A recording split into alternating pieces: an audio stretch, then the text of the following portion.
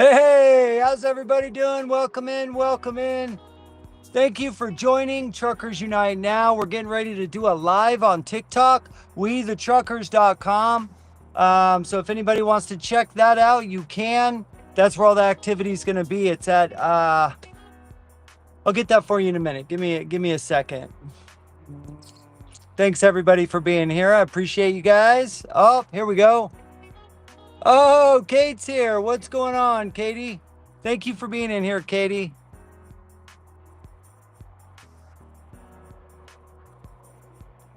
Welcome in, welcome in. Can everybody hear me okay? Let me know in the chat if you guys can hear me okay.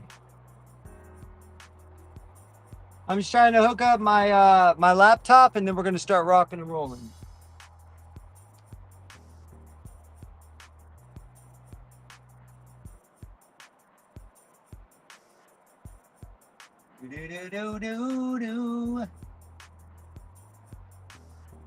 There we go. We're in.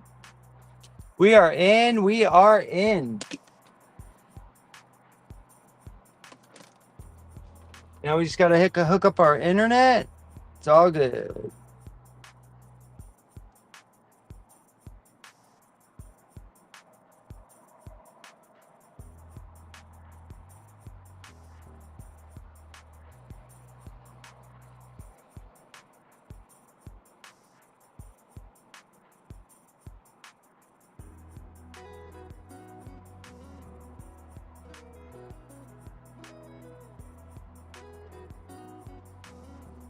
Why is it making me? I like the Jesus. Nice, nice. Thank you, thank you. Appreciate that. I hear me very good. Okay. Thank you, Slavin. We are going to get started in just a second. I'm hooking up my laptop right now for the TV. We are going to be we're going to be a guest on TikTok. We are live here on YouTube, Facebook, and X. Welcome in. Thanks for being here. We're going to be on TikTok, though, on WeTheTruckers.com here in a minute. That's where all the major activity is going to be. So you're going to see me going back and forth. And thanks for being here, y'all. I appreciate it. So please be patient, and we'll start rocking and rolling here in a minute.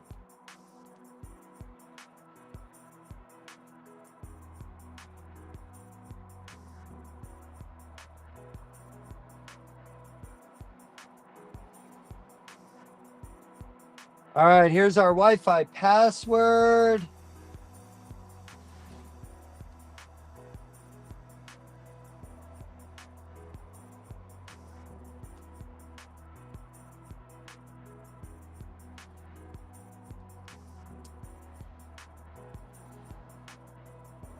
Let's see if we're connected. Are we connected? Come on. Connect us. Boom! We're in, baby. We are in. That's what's up. That's what's up. All right, all right. I like it. I like it.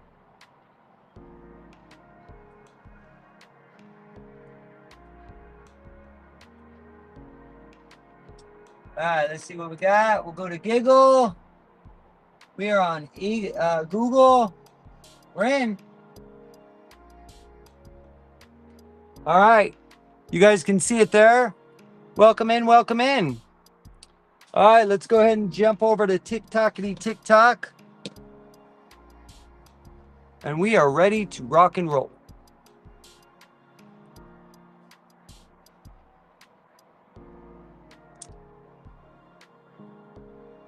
How you doing, Slava? How you doing, bro? How's life treating you? Good, I hope. Good, I hope.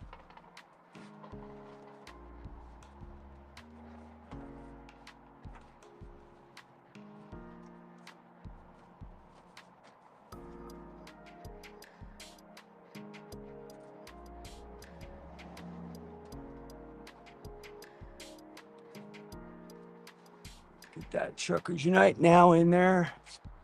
There we go. There we go. Perfect. Woo! All right.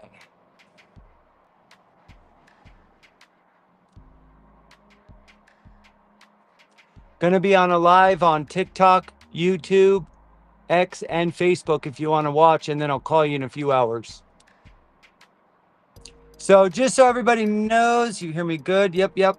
All right, just so everybody knows, we are live on TikTok, YouTube, Facebook, and X if anybody wants to join over on one of those. Hey, are we going to be on yours or Mike's?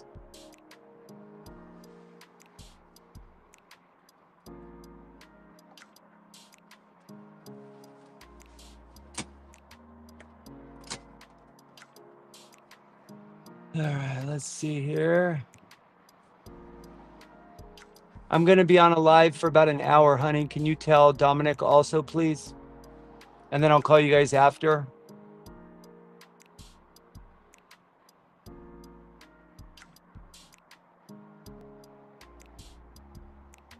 I see you two lovely people.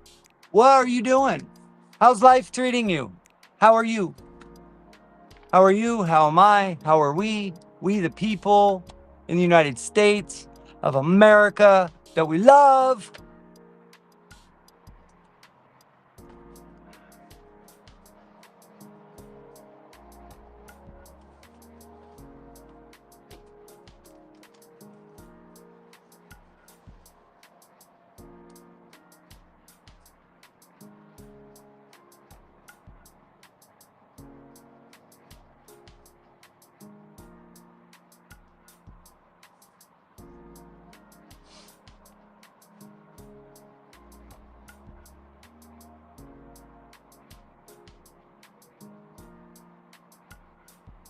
Okay, so just so everybody knows, it's going to be moonshine. Hold on.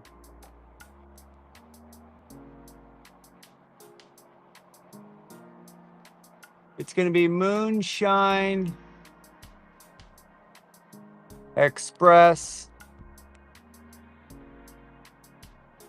over on TikTok. If you guys want to join over there, you can.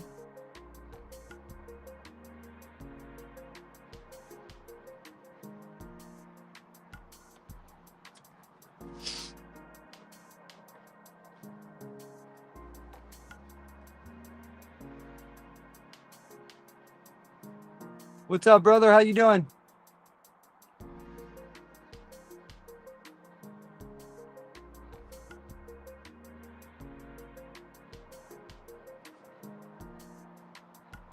You have to do that.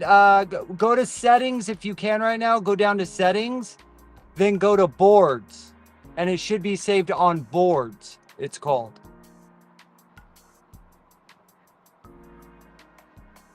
Let me see. I'll do it with you. Let's see if I can do it. Oh, let me share your thing real quick. All right. Okay, then you're gonna have if you want, now's the time to do it. I would back out, end the live, and start it again. But at the very beginning, you put it up on boards through the settings. Or during the live, I can help you remind people every like 5 minutes. I can remind everybody if you want to share and like. It's up to you, brother. Whatever you want to do.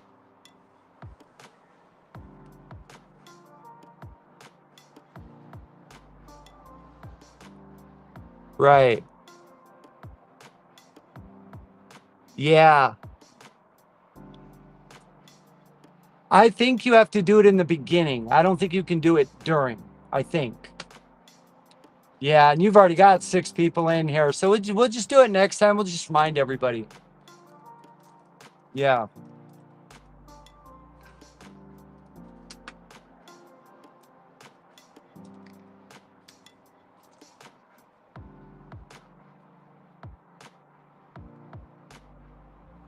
Bounty Hunter.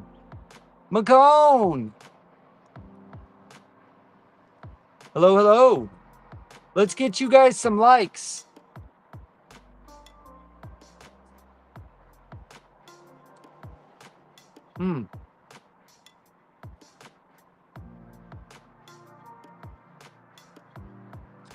Yeah, you sound good. Sounds good to me. David, do you still have it? An echo?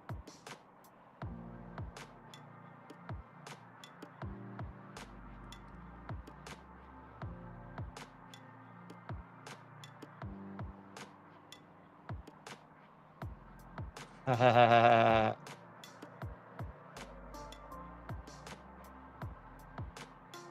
we go.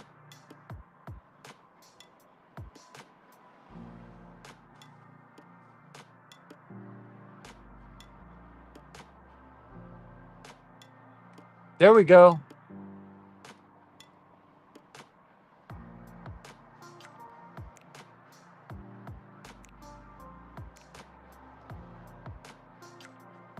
That's funny.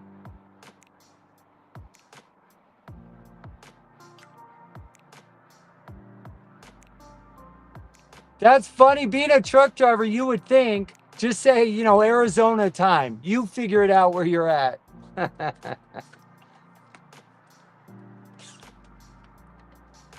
That's funny. Oh, man.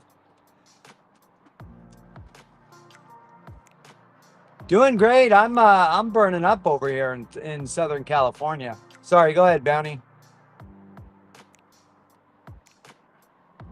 Right now I just pulled over off the 210 and the 15, so I think I'm in San Bernardino somewhere. I just pulled over at a Target for this live, but yeah.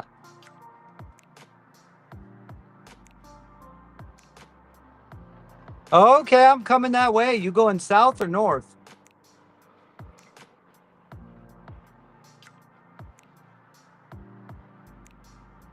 I got you. Yeah, I'm gonna be passing you tonight. Here after, yeah. Go ahead.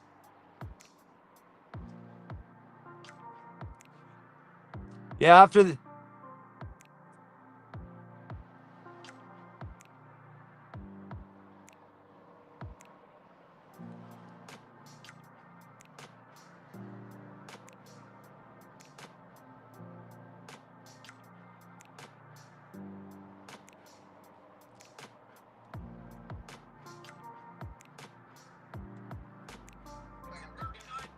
Exit 39 at the Flying J or 16 at the TA?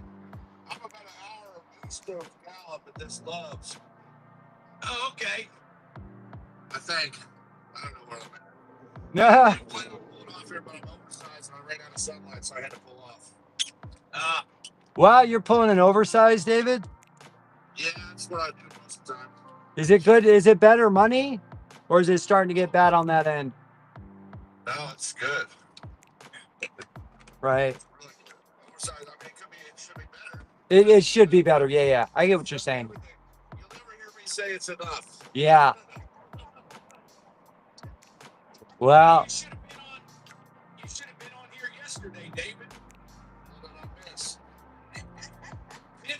Vince was complaining, and I told him why you chose his job. Deal with it. That's right. yep. And then I got him back. That other people use, you know. Yep. Yep. Well, you know what I say about all that? I looked at the video and I said, you know,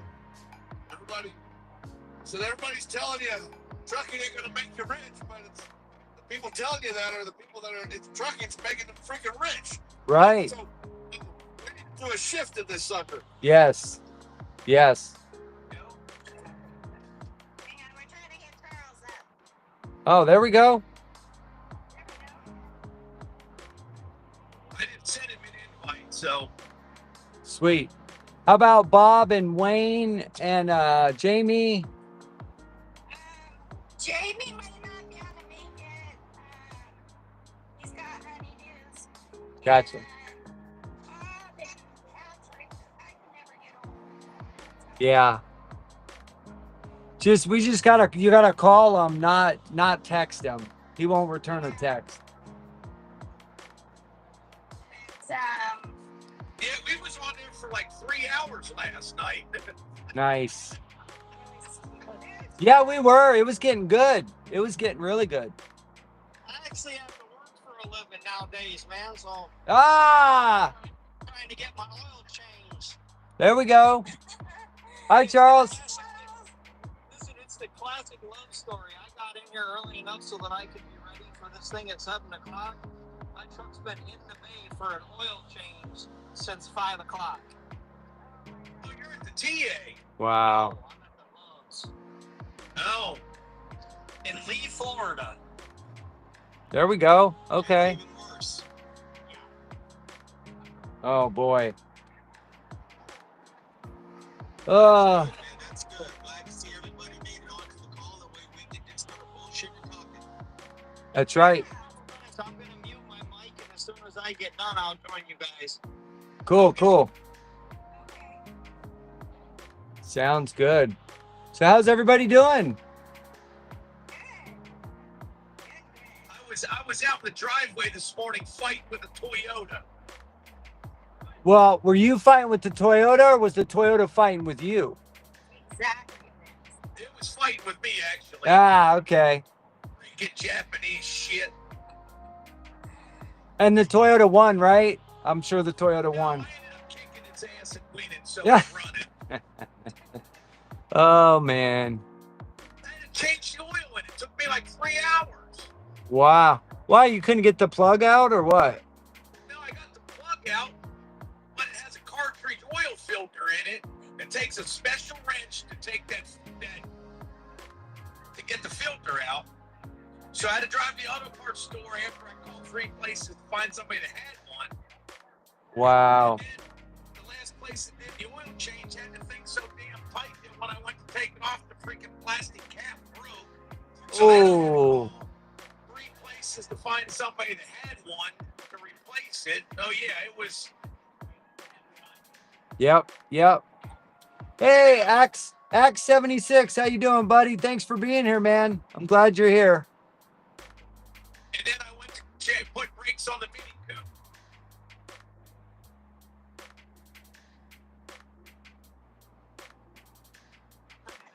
Right. Oh, I gotta wait till Friday for brakes for the Mini. So. Oh man, I hear that, man. Well, I hear that. You own the Mini Cooper? yeah. You know, I feel like closer. Me, my last name is Cooper. People call me Mini Cooper sometimes. You know? I like that. There you go. We love it. It's a little hot rod. That's our little clown car. But it gets the job done, right? Yeah, it's a lot cheaper to drive around in a truck. There you go. Yeah, Yeah. nice. It's got the, what's that thing? What thingy? The Mini, what kind of Cooper? Oh, it's a JCW edition. Oh, nice, nice. How come there's an echo in the background? Real loud. Good question. Is it still there?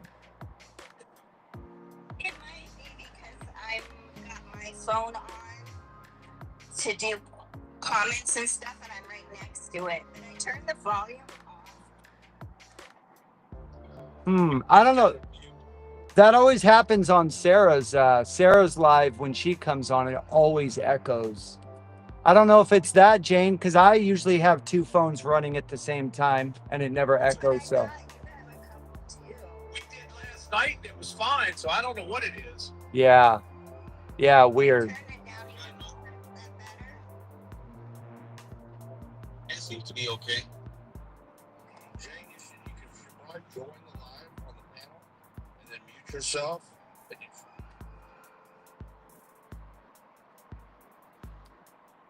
There you go. That was the other thing I was going to ask you, Vince. How do I move from a single file on one side to like 12 squares with the host up in the top corner?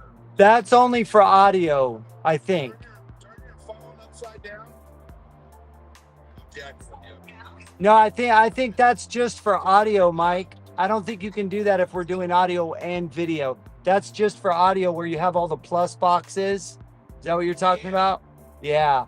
Yeah, I think. Okay. Yeah, I don't think we can do that. We have to do it like this. And the more people you get in here, the smaller these boxes are going to be on the right-hand side. But Oh, okay. yeah. All right. I And just wanted to make sure that there was enough for everybody that come on, like if we got lucky and got all 11 of us on here. right. Yep. The MC Adventure. There he is. What's up, brother? How you doing? There he is. He popped up on there, so I had to He's always Awesome. posting videos and shit, man. I had to let him in there. That's one of our biggest supporters right there, that man.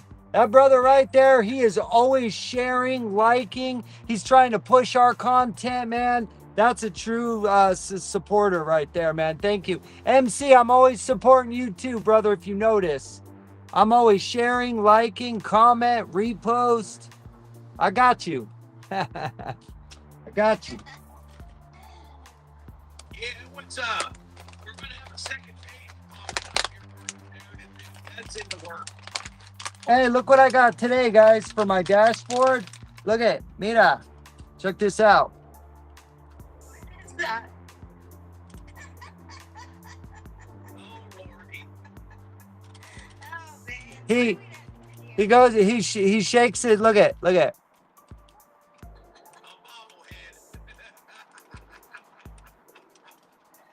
Hello, wild child. Support your local truck driver. Come on, let's get the God Act passed. Oh, God, we got bobbleheads. We got puppets. I know the MC. There's his puppet. There we go. There's the puppet and all his shows. Wild Child. The other one, he's got a couple of them. Yeah. Wild Child's here. Sean is here. There we go. You need one with a black and gray beard and a mustache or brown, so make him look like David. Yes. Oh, that's Sarah. Oh my goodness. That's the GTP version of David, right? That's Jarvis. That's not David. That's Jarvis.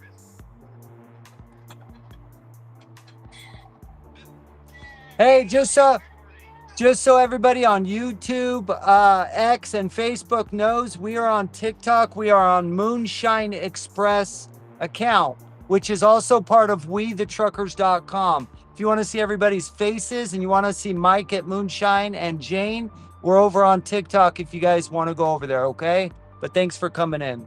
Sorry, guys, I'm over here on YouTube, X, and Facebook also as we're live here.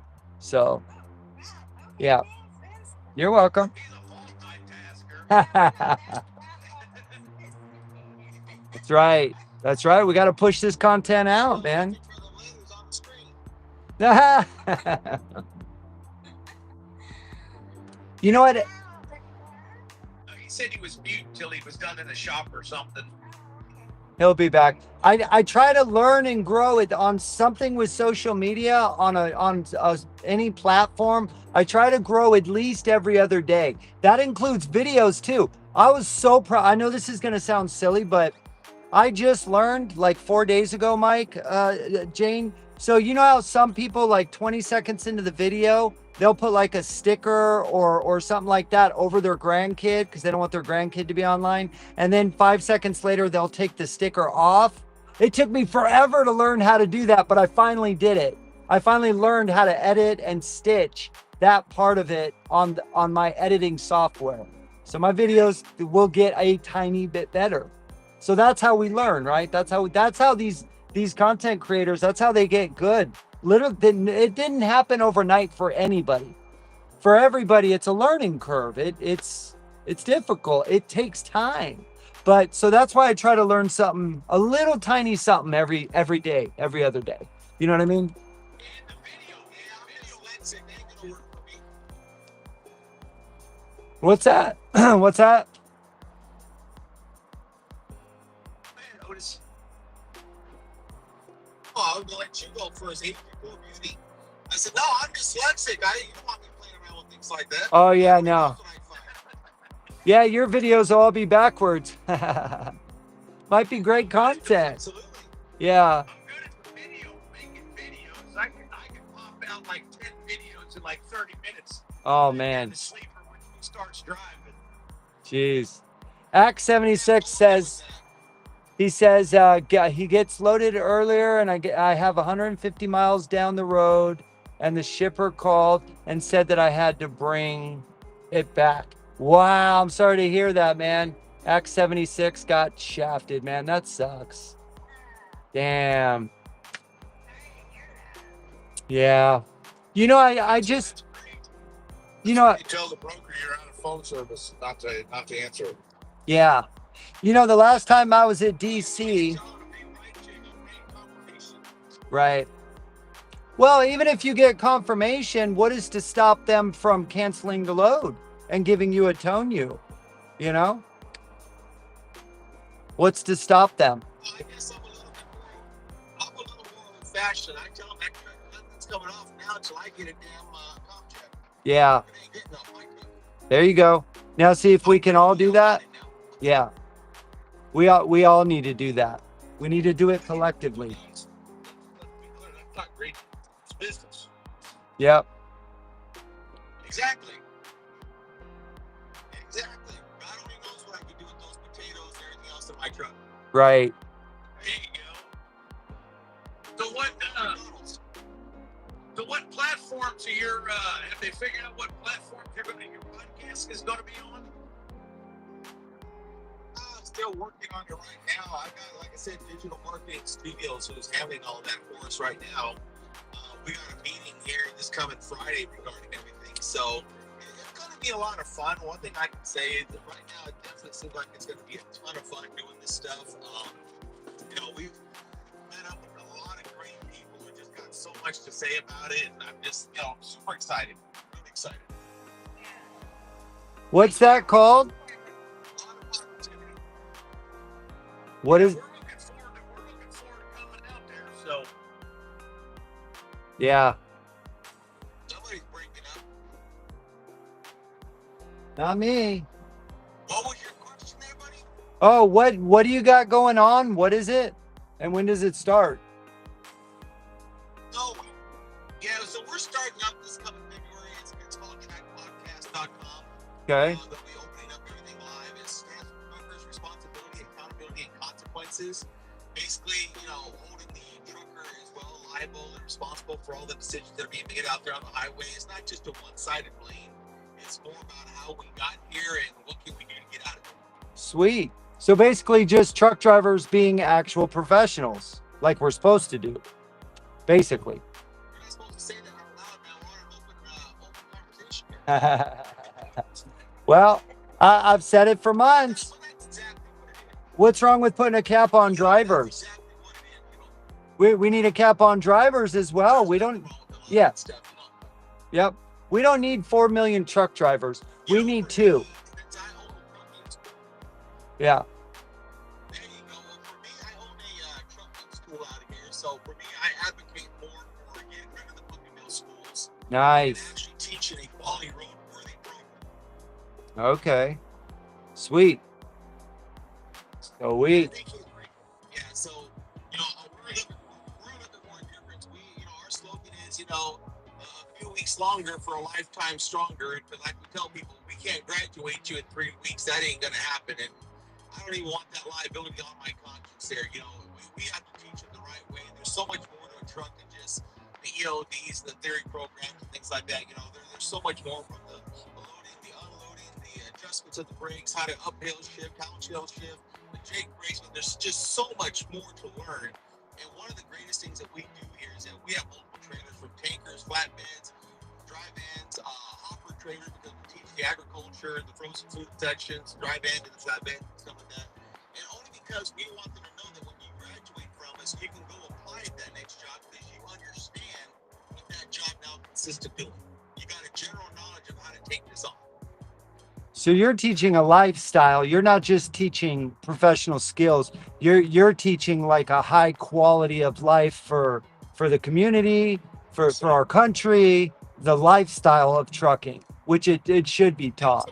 The love for trucking, the passion. I was doing an interview with one of the, what's really funny about that is I was doing an interview because I write for Truck Club Magazine down here in Los Angeles. I'm sure you're familiar with the magazine you've seen with the truck stops. Oh, wow. Okay. I write an article. Yeah, I write articles for them once a month, which is there. And then I'm writing for the El Troquero Spanish magazine as well. And, one of the editors, they were telling me, she goes, well, this is all new here with this whole thing about Hispanic drivers and foreign drivers and all these acts. I said, no, it's not new. I said, it's always been there. I said, it's just being addressed now. Right. I've had enough of it. I said, and so then they asked me, so where do you think the blame should come from? I said, the schools. I said, because anybody who was foolish enough to take them to go take a test, knowing that they were unqualified, should share that responsibility for what's happening on the road. Right. Thank you, Wild Child. Appreciate that, brother. Thank you. We just did an interview with a good friend of mine. He was my instructor, actually. He taught me how to drive. And we went and chatted with him yesterday. We still got to put the video up. But he was telling us the same things. Because he's not your typical school. He teaches manual and Oh. hand drive and etc. So that'll be a good little video to put up when we get done editing it. That's cool. I bet it would, and let me tell you something. California out here, people don't realize this. In California, you literally get a piece of paper in your hand that shows you everything you need to walk around that truck and point out. With a picture, by the way. Right. There's a picture there. It's a diagram. It tells you everything. And in California, you only need 15 hours behind the wheel to go actually take your road test. Right. And I disagree with that. Well, what about, how do you feel about third-party testers? Like in schools, how do you feel about that? I don't like that they're easily bought off. I know quite a few of them, and they're easily manipulated and bought off. So Same. I really believe the Department of Vehicles should actually stand responsible for what they're doing. Yes. Yeah. But that's what I believe. I was also with Dale Branch today. He was telling me a little bit about how FMCSA is about to roll out AI for filtering through and actually getting enforcement on all these bills, school bills, illegal brokering, a whole bunch of stuff. So get ready to go back. That's awesome. See, when I know one of the things that go ahead, I'm sorry, go ahead. When I took my driving test in 1990, we didn't have somebody at our school test you and grade you and stuff. I mean, we had a test that we had to do, and if you passed it, then you went down to DMV with everybody else that passed the one there in school, and then you actually took your test with a state police officer in Texas. Oh, wow. And that's how it should be, though. That's exactly how Arizona was. That's exactly how it should be. And we do the same thing out here in our school. I still believe in that. We examine the student down here. We've had a lot of students say, well, I've been here for 8 weeks. Well, that's your problem. You're just not catching on. I mean, everybody else is graduating. You're just not. But I'm not going to sign off. Yeah. I'm sorry, I don't feel like mentally you're qualified or physically you're qualified. That's good. This ain't going to happen. I'm not going to sign off. We really take a lot of pride in what we teach here. And, I've seen some schools say, well, hey, Cooper, we've gone through, 300 students within the last 4 months. And I'm going, good for you. I said, but I'm quite happy with the 50 I've got right now because quality that I'm teaching, not quantity. Right. Exactly.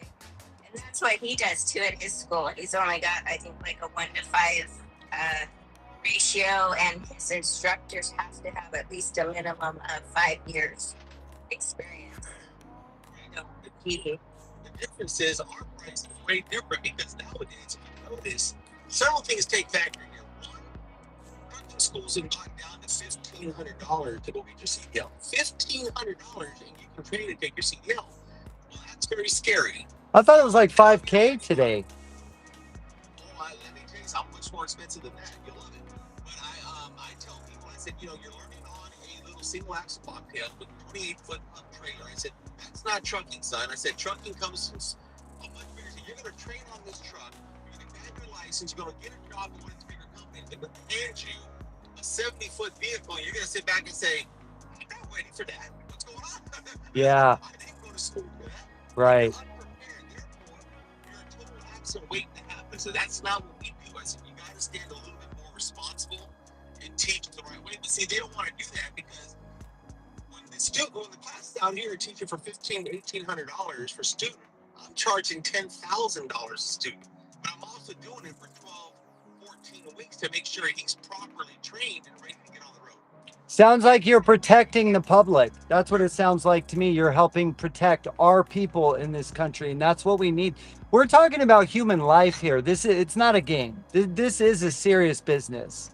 Am I right? You know why trucking schools got down to a week to get a CDL or a week and a half for Why? 2 weeks? Because they all got suckered. They all got suckered by the bullshit that's been spreading around for the last 30 years. Oh, there's a driver shortage, and these big trucking companies down at the schools. We want Subsidized by the government. Every graduate, I think it's like $8,000 to get a student. So it's like it's another way to launder money for the government. Right. And you know, another thing, we actually teach instructors how to be a road-ready instructor. And you know, we've had conversations with many instructors for many big companies that give their inside schooling that they funded. I tell them straight out, I said, listen, brother, I said, I understand to you it's a job, but I understand something. I said, that could be your wife and kid in front of that semi-truck. Bingo. You just graduated. I said, and you lose everything. I said, do you really want that on your conscience? And we teach instructors how to be a better instructor. We actually have companies that call us up and say, hey, listen, can you give this new driver a road test and tell me if he's even qualified? Like I tell them, we sell that service because like I tell them, you don't want to say, I say, you're sending out a driver to tell you he's a good driver. He doesn't know what it's like to train, to go through those whole exams totally. Right. He goes through everything. I'm ready to tell you that he's passable, or I would hire him. Yeah. Yeah, I don't know. I'm sorry, you know how many instructors we get that have come through and this, and I'm gonna mimic this.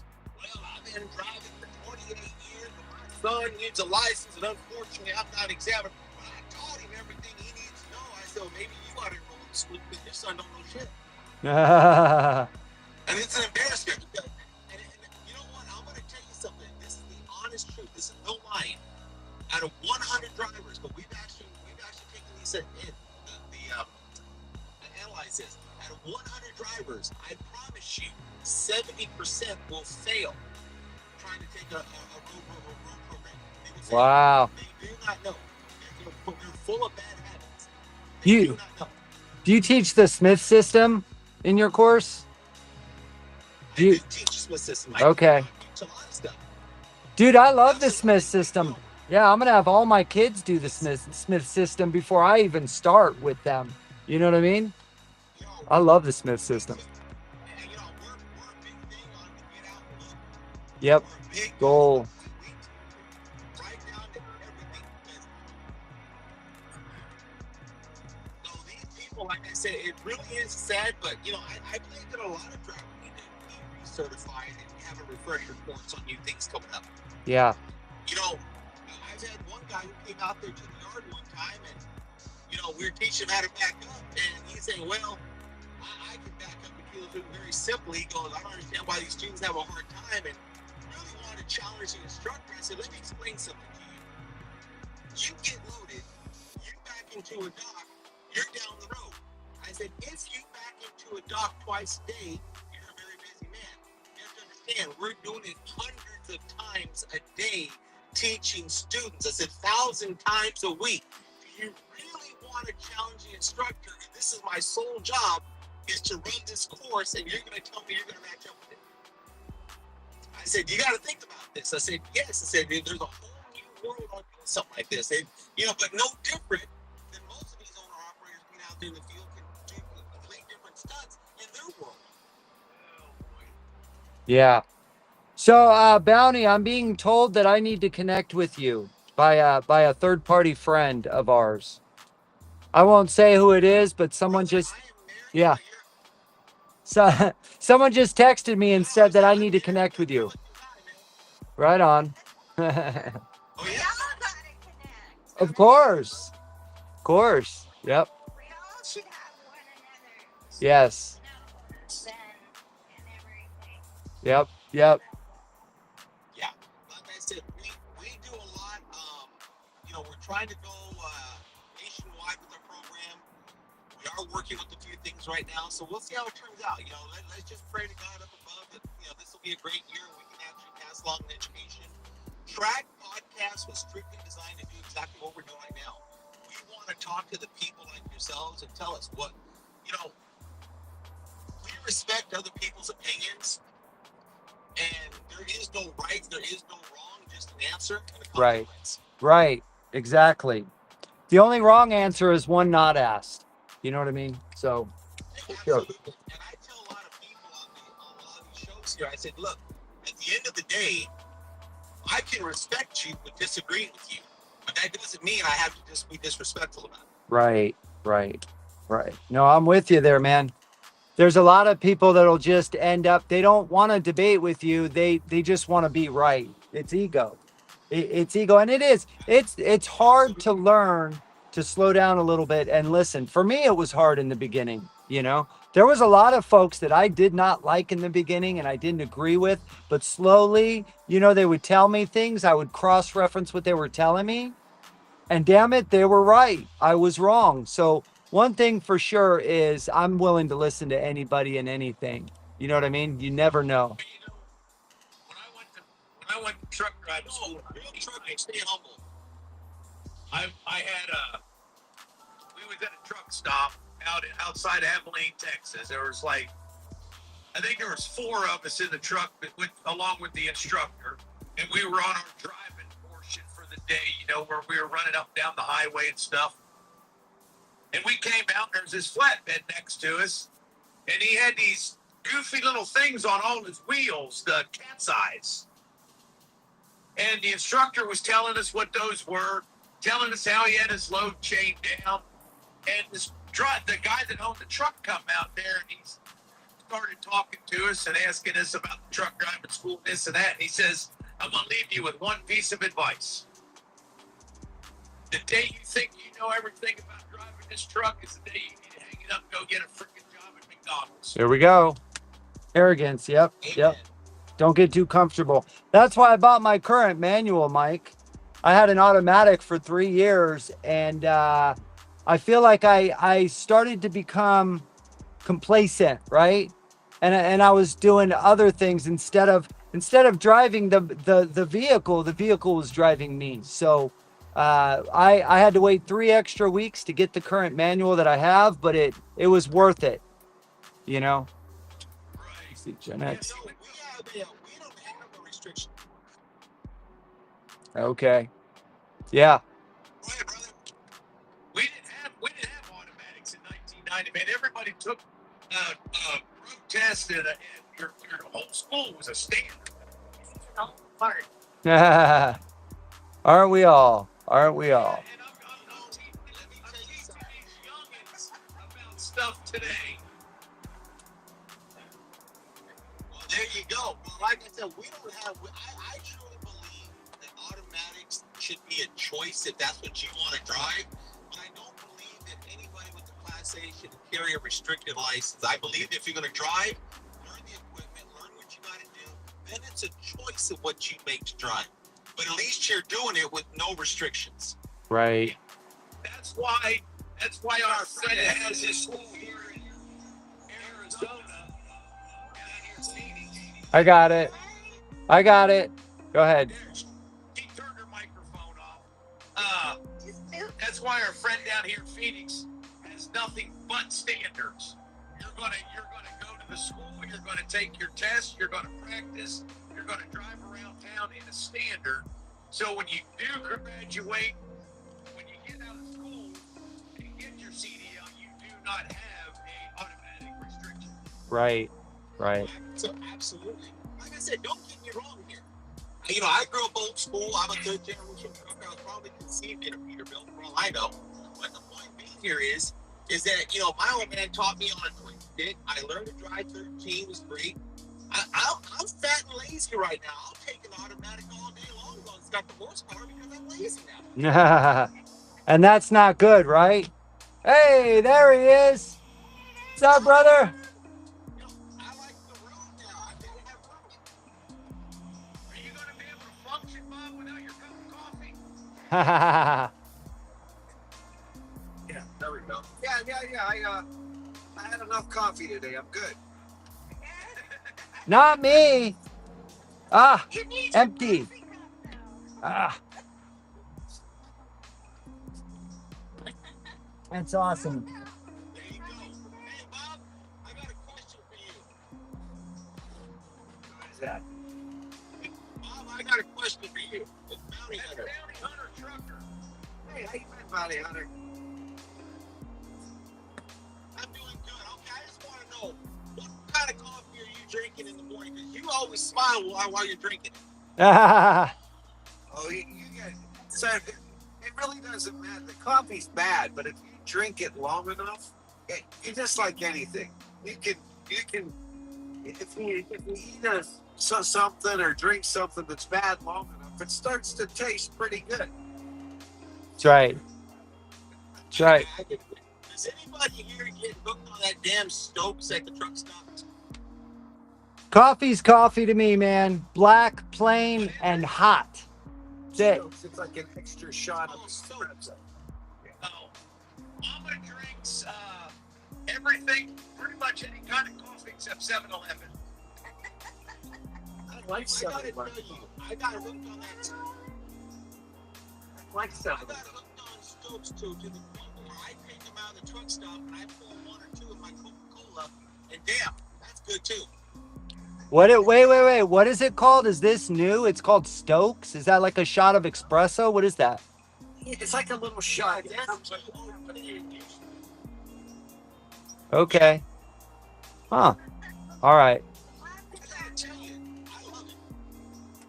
Nice. My favorite is Black Rifle.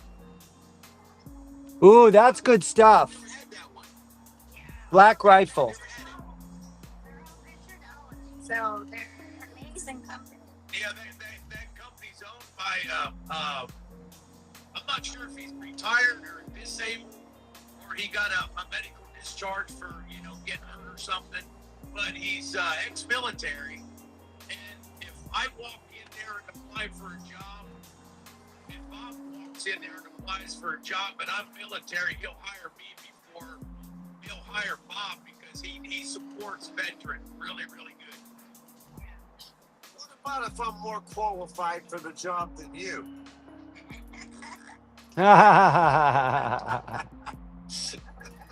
Oh, man. He supports veterans really well when it comes to jobs and stuff. If he has a position available, he'll hire one, and so They're not Hey, Bob, was that corn dog video? Was that this morning or was that an old one? No, I don't even. Oh, that's a couple years old. That's hilarious. It got, but yeah, I seen that this morning, and I was like, it was like Jesus is watching. Totally got me. Yeah, that I don't know how the algorithm works. Like, I just see this. I'm like, that's from literally probably 2 years ago, and I'm like, I don't know how that stuff cycles through. You know what I think? It's Bob. probably not my account. You've probably seen that on a fake account. Mm, There's a Google Facebook account, and it's all old stuff. It's not you. right. It's all my videos, but there's probably 20 of those accounts that have the videos. That's right. that's the way we are. We don't get on here and talk shit about everybody else. We just talk shit about each other, buddy. Yeah. That's all. But we laugh with each other. We don't laugh at each other. We laugh with each other. You know what I mean? Not at each other. That's the way to do it. There you go. Yeah, That way it doesn't hurt as bad. that's right. That's right. Let's see. Bob, were you in Texas yesterday? No. I don't go to Texas hardly ever. They spelled Texas wrong, didn't you? How do you spell it? It's supposed to have 2 S's on the end. It's better before Texas. yeah, Yeah, I lived there for 33 years, so I can call it Texas. Texas. Oh, Chris is in here too. Does anybody know what Chris is starting? Y'all know Chris from Pastime. They broke apart. He's starting something else. Chris, what is it that you're starting with? So we'll see if he joins in. Okay. Chris with Justin for truckers. I think he's here, but Yeah, he's watching. yeah, okay. Yeah. Tell him to put being shy and join in. All right, I'll invite him up. Hang on. Oh, here we go. He's coming. You're going down, Bob. You're going downstairs. There we go. Y'all watch out now when he pops his face up there. Oh, stop.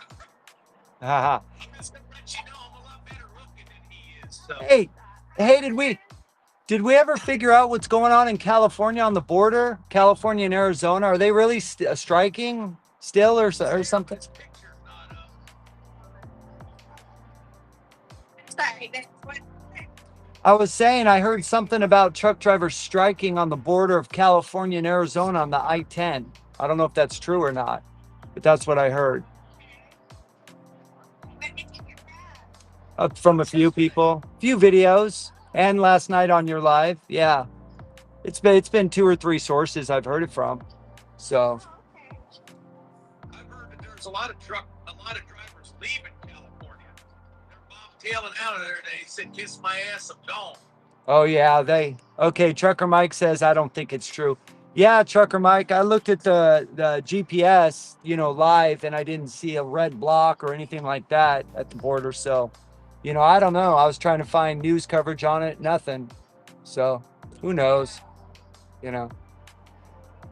Chris, can you hear us? Well, I got my paper, so I'm good. Hahaha.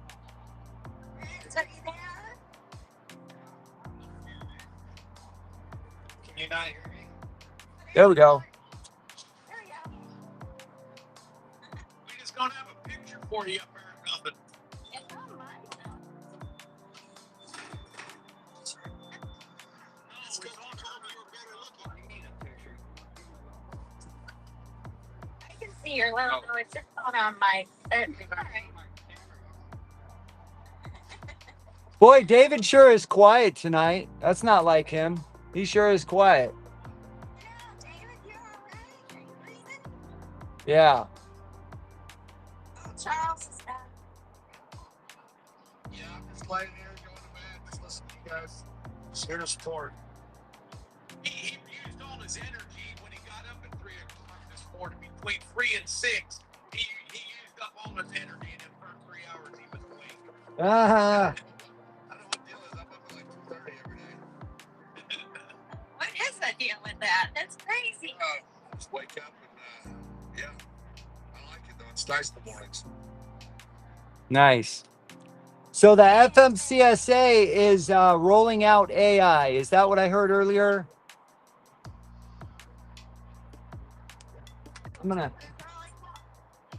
I'm gonna look that up real quick. David said that, I think. Let's The see. FMCSA was going to start using AI to find all this fraud. They're talking about it. Look up Dale Prax. Where am I? I think it's at Overdrive Magazine. Did an article about it. Okay. I think CSA hasn't come. I think Charles is asking for a new invite. Yeah. Oh, Charles, I got you. Or Jane, are you gonna do it? Okay. Hang on, Charles. We'll get you up. There we go. Oh, wait a minute. Maximum numbers of guests reached. Why are they maxing you on 6? I don't know. That's why I was trying to figure out how you change it, because I've seen lives where there's like 9 guests and the screen was shaped different. You gotta go in your settings and change it to the 10 bucks. Change it to the what? The 10 bucks. You gotta go under your settings. Oh, If you didn't drop it down, you can. That's fine. drop who down? You know what, guys? Why don't you let Charles real quick so I'll get from the expert. If you need to, you can drop it down. No big deal. Oh, why don't we try? So, hold on. Go ahead and drop me off the deal. No big deal, guys. I gotta get another call anyway. That'll do it. All right. I will definitely do that. Hey guys, it's a pleasure talking to all you guys. You know, have fun, be safe out there. All right. Later, Bounty. I look forward to talking to you soon. All right. All right. Sounds like a plan, Sam. All right. Let's get Charles up. And 3, 2, 1. Sorry, Jane. I just wanted to do it really quick. So how do you change the box there, Chris? Settings. What, like So the you three go- little lines down at the bottom? Yeah. 3 little dots? Yep. And then you go to your layout. Under It's like a. So it's, comments, live recordings, moderators, smart viewers, muted, and blocked. Oh, moderators can change it. So I'll try real quick. Sorry, everyone. We're trying to figure this out. This is a test run tonight, but we're going to start doing this more often. settings. Should show like layout or something like that. Oh, there we go. I did it. See it right there. That's what I'm talking about. Hold on, I'll get more up. You go to settings and you go to, oh, here we go. There we go. Perfect. Thanks, Vince. You're welcome. Let's do 8. J1 Bosley, hello, how's it going, bud? Come on in there. We're like the Brady Bunch, Bob. We're like the Brady Bunch. Sounds like the Brady. So remember earlier when you were asking, you said, I said that they initiated a new truck parking study.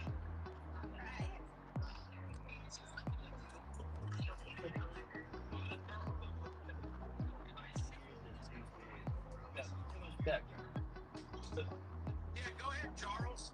So, and everybody who knows me, especially Bob, will tell you, nobody knows more about this truck parking study bullcrap than I do. And I will tell you right now, they're using Jason Law yet again to fund another truck parking study to tell them that there aren't enough places to park trucks. So, first they got to do the study, then they got to wait for the funding, and then they'll add more parking spots. But you know what it costs the federal government to produce one truck parking spot? Just one. You know what they spend for one spot? How much? Almost $100,000. Wow. $100,000 per space.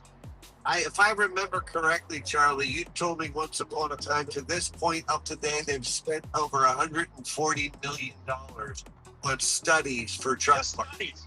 Just studies alone. So all the firms, all the firms and engineering firms and people that just say they're driving through Connecticut and they go to Connecticut Motor Truck or they go to the governor of Connecticut and they say, well, how many available truck parking spaces do you have? What's the average number of trucks that deliver or come through these areas? And then they'll weigh that against the actual number of spaces and then they try to figure out how many they're short. But here's the thing. It's no, listen, you know me, I'm about facts. It's no longer for every one truck, there's 11 spaces. For every one truck, there's 12 to 15 spaces. So, I mean, they've gotten a little better, but they've also spent millions and millions and millions and millions of dollars on studies to tell us we don't have enough places to park trucks. And they're about to do it again. They're about to initiate another study. Someone's going to make money, and we're going to wait for parking. So it's a scam and we're focusing on the, the seventh problem down instead of focusing on the most important first. That's what we're doing, as usual. You guys all know my connection to Bob. Unfortunately, I share a lot of Bob's views. That's why we get along so well. I'm gonna tell you right now, we could spend all day long fighting with these people in DC about broker transparency, about who can do what. But if you watch my video the other day, that's just the truth, okay? I don't believe in sugarcoat things anymore. Yes. Collaborating, Yes. open people up. These are the facts. The FMCSA cannot fix the broker transparency problem. Period. End of story. They cannot change it. They cannot level the playing field. They cannot give us more money. They're not refereeing outright. The FMCSA is responsible for trucks, equipment, and the drivers that drive them their fitness. Congress has to pass laws. If not, what's the odds that Congress is going to do jack squat? Let me throw out They're a safety CSA. Go ahead, Bob.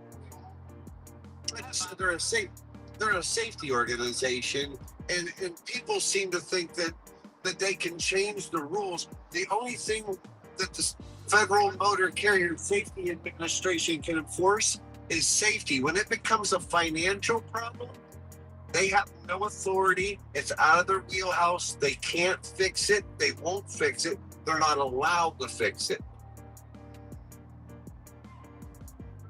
Congress needs to get involved in all of these issues, and until we fix that problem, we're all just running around here chasing our tails and barking up trees. We say this all the time. Call your congressman, write a letter, send an email.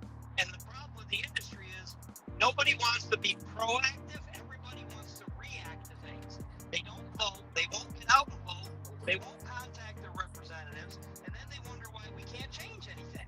Right. And frankly, I'm getting a little tired of the trucker is the victim thing. We're the most powerful group of people in the United States of America. The trucking industry. Nexus sucks. That doesn't exercise their rights. You've heard me say it before. If truckers voted in a spot, Years to tie it. We got to continue to do what we've been doing and tie the economics of trucking to safety, because it's tied directly to safety. If we're not getting compensated enough to be able, I get it, Bob. I understand what you're saying, but if we're not getting compensated properly to be able to run a safe, legit business, because brokers are being predatory, we know they're taking 30-40%, sometimes even more than that. Then it becomes a safety issue if we can't maintain our trucks, if we can't put tires on our trucks, if we can't have the maintenance done on our trucks we need. And that's been a big key mover in what we've been doing over the last couple of years, is tying the economics to safety, because it does impact safety, right? Well, yeah, I can't do it. I'll tell you what. Here, let me explain something. If we don't get together, this is never going to happen. If we don't get together under one umbrella and say we are a united industry together, we will get no traction, none whatsoever. Doesn't matter how many ideas or whatever we do. And what I agree with that. we got to I agree with that. But here's the problem. Nobody seems to understand how our government works. You can't tie a financial problem to a safety organization.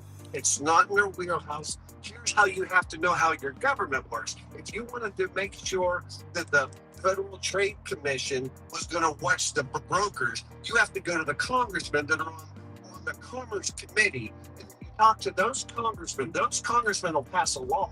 And then the Federal Trade Commission then would have to watch over the brokers and that industry. Mentioning the FMCSA in that sentence is silly. It's nonsense. They can't do it. They don't know how to do it.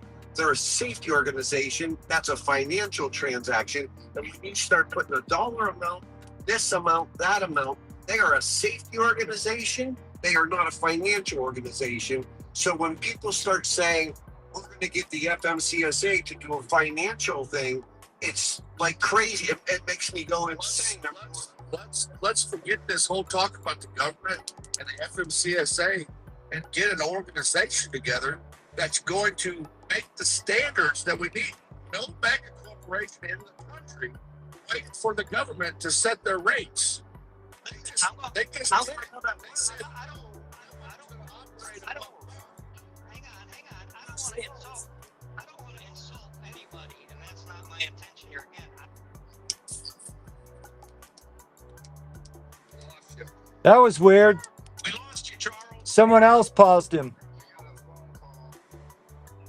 What I'm saying is, if we don't come together as an industry-wide group, we will Okay. never get nothing done. Just like every other industry and franchise, they don't do exactly what we want to do without the government. They said they have industry leaders that they set standards. They're called price anchoring and oligopolies. They've got wording that they use, and they say nobody's going to operate below cost. If they bought, if a mega corporation bought out the industry today, they would remove below cost hauling overnight. They would say, sorry about your luck. Nothing's going on these trucks below cost. It ain't happening. And it would be done. And if we don't operate like that, Reasonable.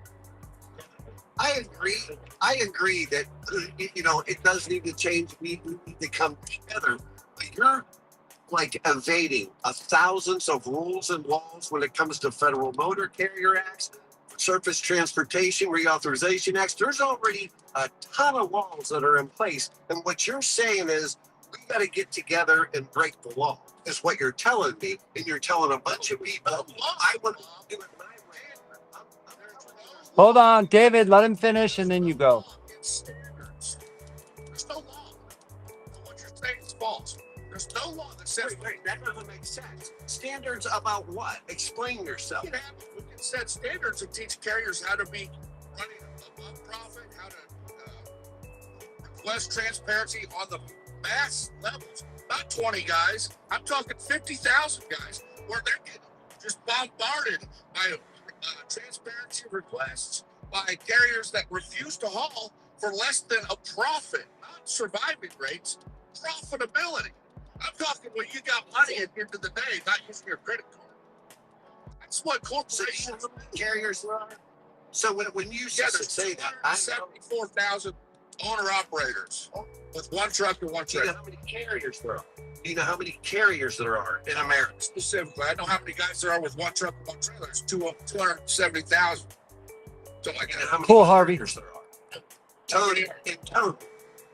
how many other What you're talking about is so these people. I'm not telling them to do anything. I'm telling them, giving them option. You can either be an independent owner by yourself and die with a bunch of debt, or you can get under an umbrella and say, yeah, we may be one organization, just like a franchise, just like McDonald's. I think there's enough of us that are fed up with getting shit on every day and laughed at every day. Told you're not going to get rich trucking. I don't think you're getting filthy rich by trucking. I think it's time that we say enough is enough, and with this, we can't get together because we can. The only thing stopping us is us. But how do we legally enforce the hundreds of thousands of independent businesses? I think that's what I'm not understanding. Section that sets standards. That's how all the mega corporations do it. They price set everything they do. Is what we can't do because of the language. We already had that for years, and we had them for years and years. That was going unions, and they set the prevailing wage. You start saying that what you're talking about is unionizing and organizing drivers. They aren't going to. I want to do stuff that we can do. That's not obtainable. I've made videos about unifying or organizing. People will shit all over that. They'll shit all over it. You're not going to do it. Here's the thing.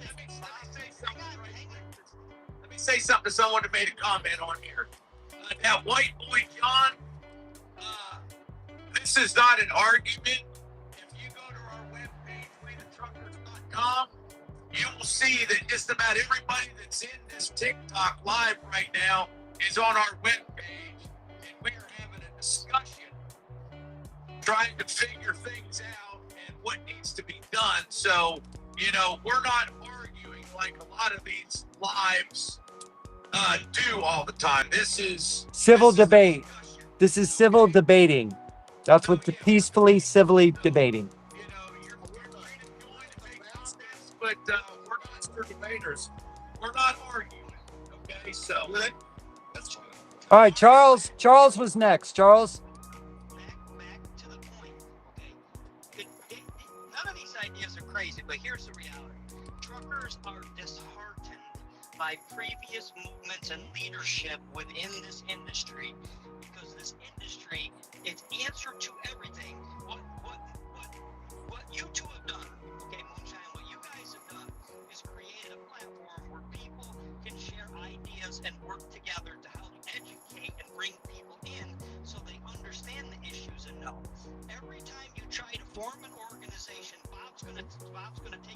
company is going to tell you right now, you cannot build an organization. We lost you, Charles. Doing are suspecting you of doing something underhanded. Why? Because every movement that has ever happened in this industry has ended poorly, with poor leadership, lack of planning, dishonesty, and money always takes center stage. What you guys built doesn't cost anything.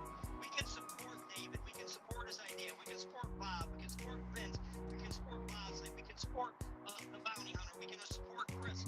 These are ideas to inspire people, right? Leaders inspire other people to become leaders. Bam. That's it. That's it. Can I add something? What was all these other organizations' solutions? There's been hundreds of them, and they've had great ideas. The problem is ego. Everybody, I listen to you guys, and you're like, marketing, big thing, God act. None of these things have anything to do with it's a small problem to the big problem, which was deregulation. That's what. Yeah, but your idea, there's nothing wrong with your idea. I support your idea. I'm not Right. But you ask, okay, I'll give you an example. is deregulation, and that's never been addressed by any of these groups.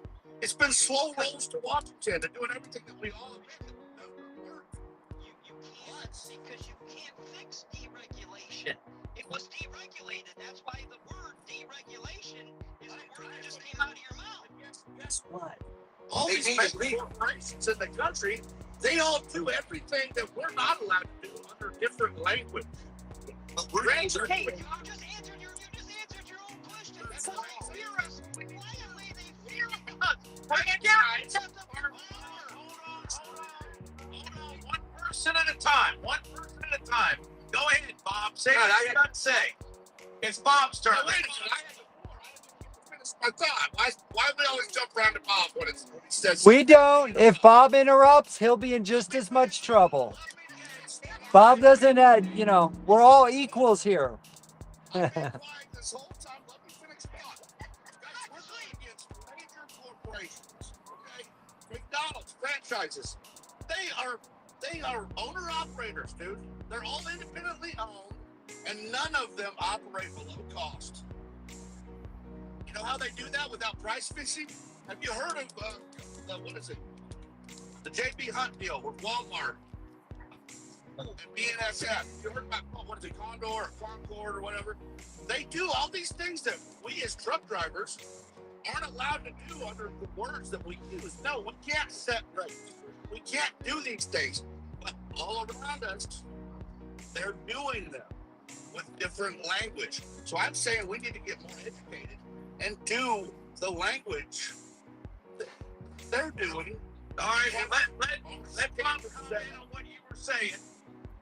I don't have a comment. I'm going to try to literally educate you at this point, and that's not from a point of anything, but you've answered your own question. You tell me when McDonald's was ever regulated by the federal government. So David can answer. Answer that question, David. Everybody's regulated in commerce by the federal government. You can't be competing. You can't be price fixing. It's the Sherman Act. So That's not true. We're all bound. That's not true. You tell me when the federal government regulated McDonald's. You don't, because they're not under a regulation. No, there's independently owned ones. You tell me where the federal government. This is what I'm telling you. You can have an independent franchise all on your own, be the owner, and you're not regulated by the federal government. Deregulation is a law. It happened. It's on paper of legally deregulating and making this a free market. You know what they did, right? They took away the electric levels, and they took away the right to have mandatory minimum freight rates, posted rates, which kept the industry stable, profitable, and predictable for 50 plus years. Agreed. Oh, so we just had a comment. Where'd it go? Hold on. A comment by K9 member said, "Stop doing what?" Exclamation point. I used to work for a broker. Trust me, they get 45% margins. Because a lot of people are asking, where's the proof that brokers are taking that much? I don't have, like, I've never worked for a brokerage service, but I have talked to 3 or 4 brokers over the years that laugh. They forget I'm a driver, and they think I'm their friend and we're just BSing. And they start laughing, saying how they just booked a load for 25, 30, or 40%. It's not every broker. There's really good brokers out there. There's wonderful brokers out there. But the scumbags are the ones that we got to get gone. The greedy ones.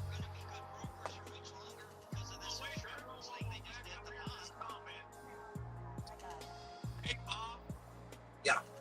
we got one person in here that commented that's false.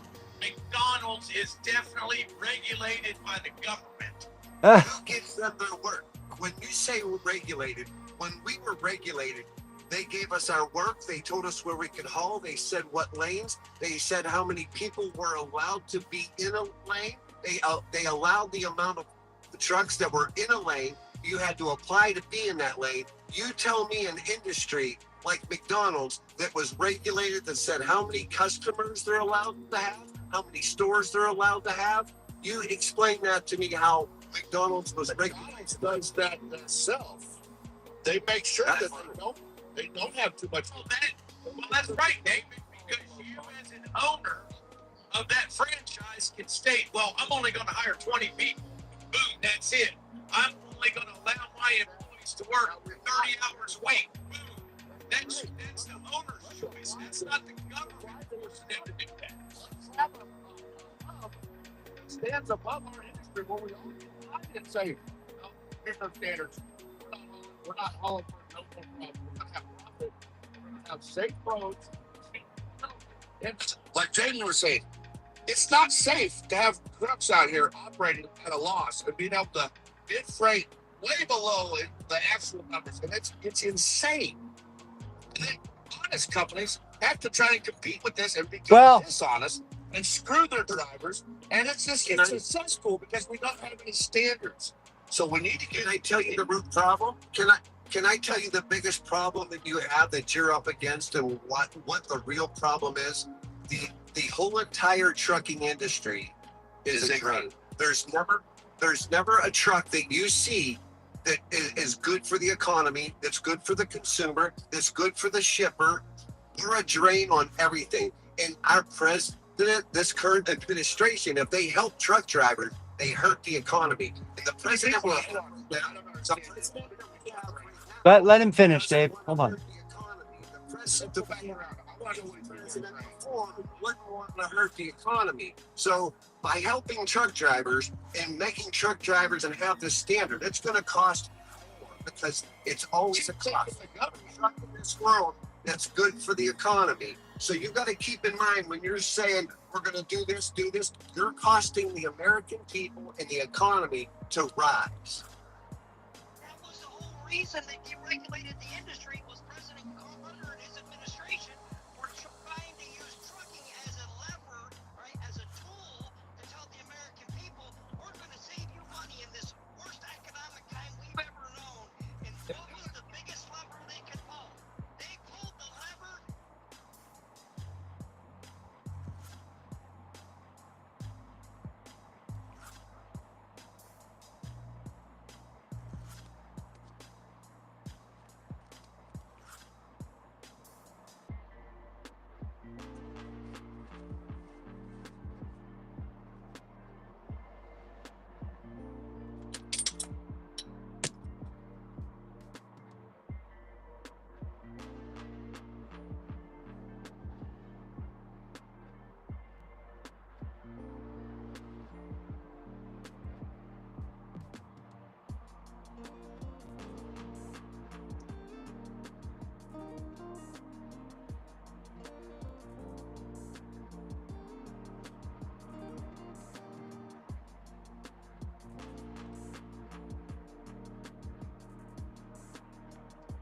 They're going to the trucks, make the trucks profitable.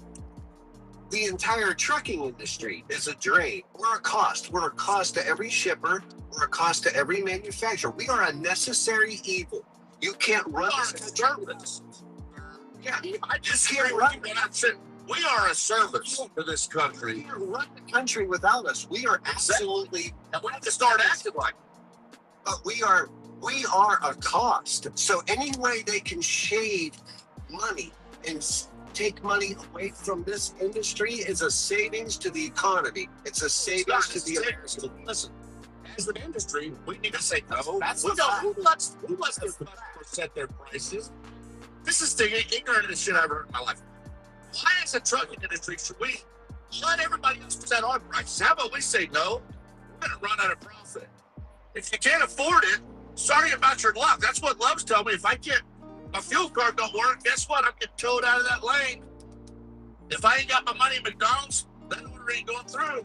Lee and Lisa says don't use brokers. What about the most of the majority of the industry? I don't get you guys sometimes. You like want to talk about how you want to help the industry, but yeah, you want to find a million ways why we should just stay like we are. Trucking's a drain on everything. These people that all say you need to negotiate harder. Here's the thing: the guys with the negotiate harder and you don't haul the load cheap, whatever. Here's the thing: you guys all think you took a load for what was profitable to you. By their own admission, several of these brokers on TikTok have said when they bid a lane, they bid all the accessorials, right? So they're charging the shipper to spot a trailer, to move a trailer, to tarp a load, to unload a load, to pay for extra stops. They're paying for detention. They're paying when you're held up. They're paying for access. They're paying for all this stuff. And that is why they don't want you to see exactly what goes into a load so that you can properly say, hey, you know what? My profit margin is $3.50 a mile, right? Let's forget all that. We all know right now, $2.52, $2.60 is not profitable in this industry. It costs $2.38 a mile to run the truck down the road. That's not even paying yourself. That's fixed cost. So, and if anybody can, That's not I true. got it. That's Well, not if you got true. an older truck, if you got an older truck, you have less cost. That's way less. That number's a lie. That you know that number's a lie, right? It's cost per mile to operate is $1.89. Yeah, mine's probably $1.50. That number that Charlie get is from mega carriers that literally take in the account of the CEO, the janitor, the mechanic. That $2.30 amount that they put out is what the operating cost is. It's mega carriers, and they take all the way from the CEO to the janitor to the mechanic to the guy that sweeps the parking lot, and they take that entire cost of all those mega carriers, and that's how they come up with $2.36 a mile. Hey, I'm curious if everybody can run. That's how y'all If everybody's operating cost is so low, why is everybody screaming? I'm not. raise your rates, raise your operating costs, make a profit, turn a profit. That's the problem. We both know. I know what that cost is because I work for a man and I know what we haul for, and we could outhaul anybody cheaper than anybody could imagine, and we made a profit. That's not what this is about. I was trying to make a point just now. If that is the true number, and everybody's operating costs in this group is so much lower, what is the problem with the brokers then? What's going on? Hey, Charles, real quick. Charles, real quick, can we bring up Harvey? Can one person drop out? Because Cool Harvey's actually going up against Congress in his state. I think Missouri. Let's bring him up. MC, can I drop you just for like 10 minutes and we bring up Cool Harvey? I'll drop, brother. My wife just got home, man. I need to jump, y'all. Okay. I told Jane earlier that my wife got home. I was going to jump out. Oh, bummer, brother. You can't stick around for like 30 minutes? 30 minutes or no? All right. Anything else about him? Who? I'm sorry, who? And Jason Ben, you put a video up about it. Jason. I think y'all are talking about their operating costs. No, Jamie. Hey, hang on. Cool, Harvey. Hang on one sec. Jamie's leaving. Hang on one sec, brother. Jamie, I haven't. Bob, you? When was that video from on Ben, Bob? I seen it on Facebook earlier, but He passed about a year ago, Texas Trucker. that's been that long. I'm still seeing his videos everywhere, man, because I watch him all the time, dude. I don't know why that video. I did the next time. Oh, man, y'all got me heated. And the best, Jason died quite a while ago, though. Hang on, good bar. Hang on, brother. I didn't know that, man, but I'm praying for his family still, brother. It's hard for his love him. But y'all, man, it's good to see y'all, and I'm almost missing out on my life, so y'all be cool. Jamie, I'm going to call you tomorrow. I need to talk to you. Later. All right, cool, Harvey. Yeah, yeah. We'll tip you good. Cool, Harvey. The floor is yours, brother. How are you? $4.25. Okay. What I'd like to say is, y'all are talking about operating costs. You know, my operating cost right now is about $1.79 a mile, but that's not really my operating cost. That's my break-even cost. And I gotta kind of agree with both of you here, Bob, you and David, you know, because y'all are both on the right track. But here's the thing about it: I think we can do something about this. You know, I've sent several emails today. I'd like to give some of the Congress members, some of the House members, somebody who can point us in the right direction to work for one agenda, not 5, not 500. One. That is to figure out how we can put a cap on these brokers. Because here's the thing about it, Bob. What David was trying to say was, yeah, he would like to get a cap and a floor on these brokers, but here's the thing: if we do away with the brokers, and I know we won't do away with all of them, but if we do away with the brokers, wouldn't that even out the market for for the rates, or would it not? Well, I could answer you. So that's a great idea. In a perfect world, that would be great. But if you go on to apps like Snoop, you can go to an organization called the TIA. That is the Transportation Intermediary Association. There's 36 members that are on the transportation board that are in Congress, and there's 26 senators.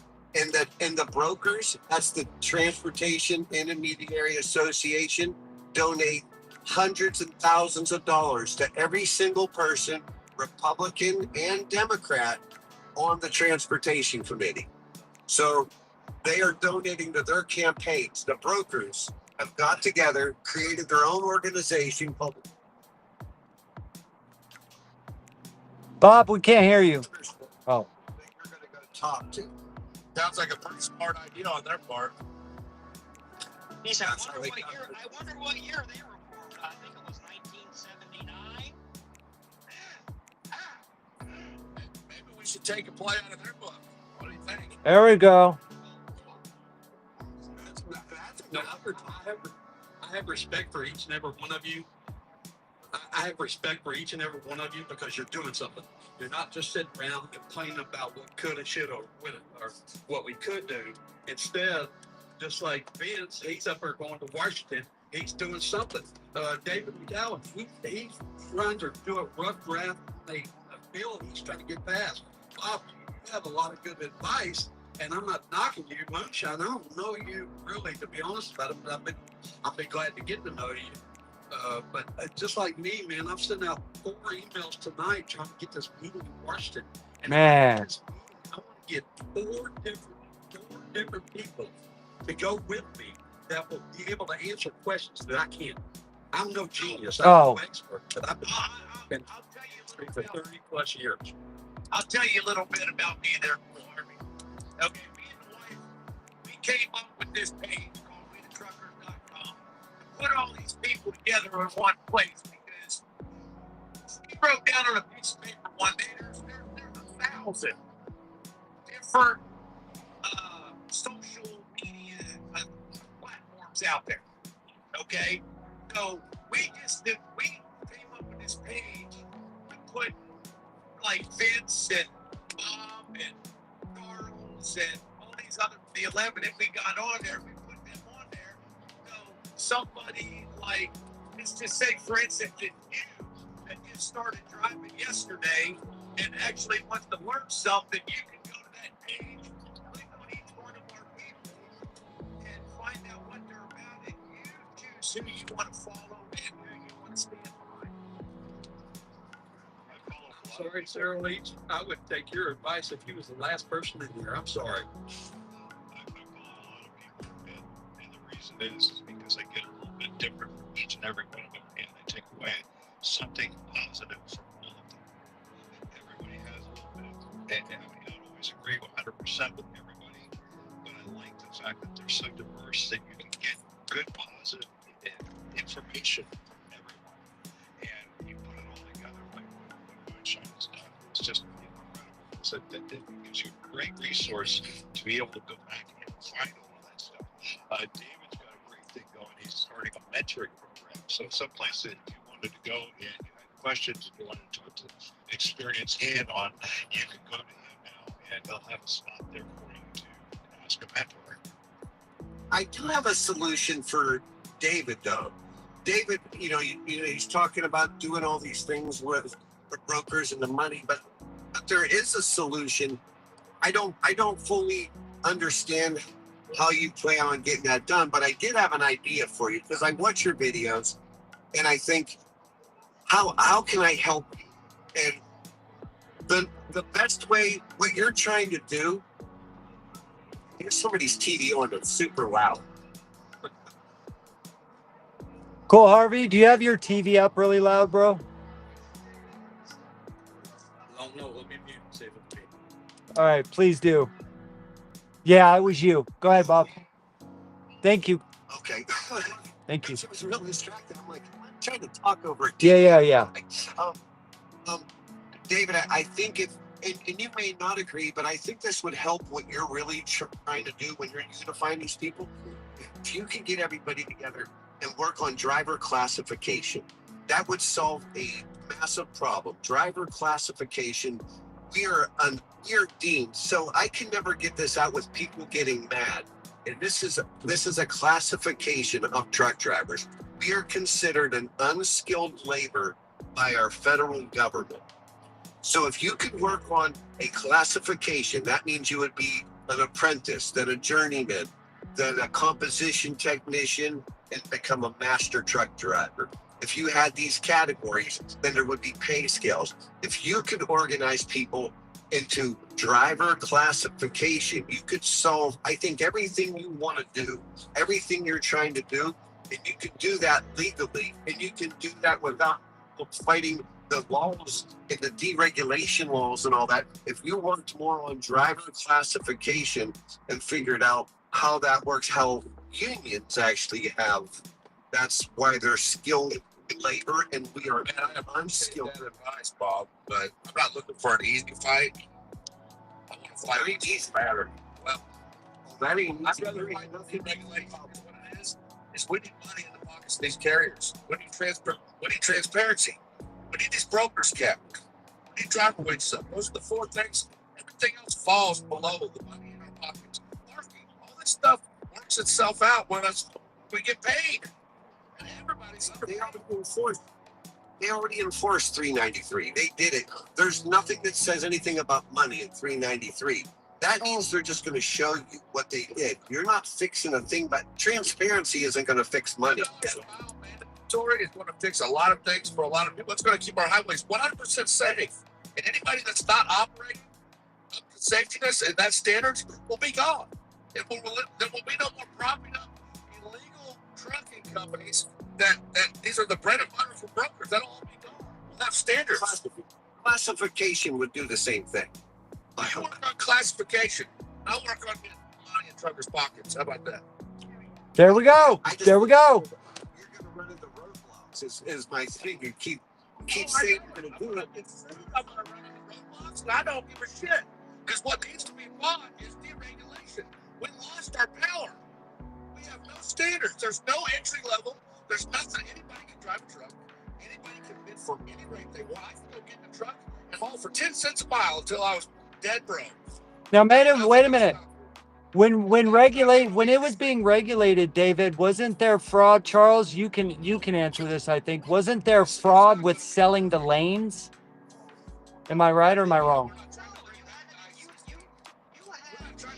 Oh, hold on, David. What, Charles? You had to show a need for the service you were providing in the lane that you were asking to work in. Right. So let's say you were an agricultural hauler, right? And Wyoming, let's just think the western states where ranchers were big, right? There probably wasn't as many people hauling livestock and cattle. Now go to California where it's citrus and produce. David, hang on a second. Hang on. David. So if you're in California, if you go back and look at deregulation and watch the videos, some of the biggest fights were going on in places that were overpopulated in certain industries, right? Tons of trucks in California, even back in the 70s. Produce was a big thing. Citrus was a big thing. So what are you going to do? You think they're going to let just everybody come in there and haul citrus or haul produce or haul cattle or haul whatever? No. These guys said, we can do it with the number of trucks we have. This is the rate we're going to get per mile. And everybody sustained, made a living. The problem was there were people that wanted into those markets. That's what I'm talking about. So there was fraud. They were selling way higher than the lane's even worth, profiting off fraud once again. It's always fraud and greed and corruption. Where do you come up with fraud off that? You said they were keeping the lane. Listen, right now we don't have no entry. So that didn't work out too good saying, hey, everybody come drive truck now. There's nobody, no stopping it. We got every country in the world in this parking lot. I've said that right now. Driving a truck. Everybody just come on and drive. The shippers that got this fast, they sat back and they laughed their ass off. They said, yeah, guys, everybody grab a truck and you all bid against each other instead of an industry bid against shippers. Now it's all of us against each other. And they sit back and rake in the dough and take 3 vacations a year and tell us to budget better. Do better, drivers. They keep saying this thing, competition. Okay, real quick, guys. Good Bar has been really, really patient. Let's give him a second to talk, please. All right. Good Bar, go ahead, brother. Thank you for being patient. His mic is muted. Did I might have mic'd it. Hold on. Okay, you're on. Good Bar. No, I would say that I would go for $4.25 to 50 cents a mile. That's a decent rate. Good operating cost to make profit. Yeah. My thing is, if these numbers are not all the way true, but close enough, as far as the percentage that the brokers get, the rate confirmation that comes across our screen should be false. Because how is it that the brokers are getting the percentage that you guys are saying that they have their hands in, if the rate comes across the screen or the cell phone or whatever device you use when you book the load? I mean, make it make sense.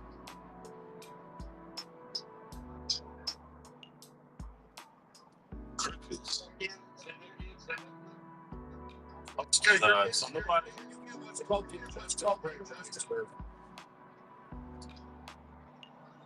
Okay, I go for that. And it's bullshit. I'm not saying it's good thing. That's what's wrong with no transparency. It opens the door right. Struck and shit every angle from everybody. It's not just it's the carriers.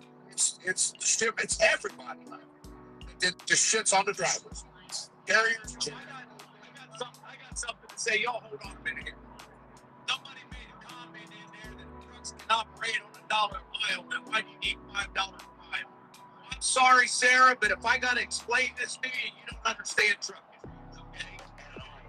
81 cents a mile to operate your truck.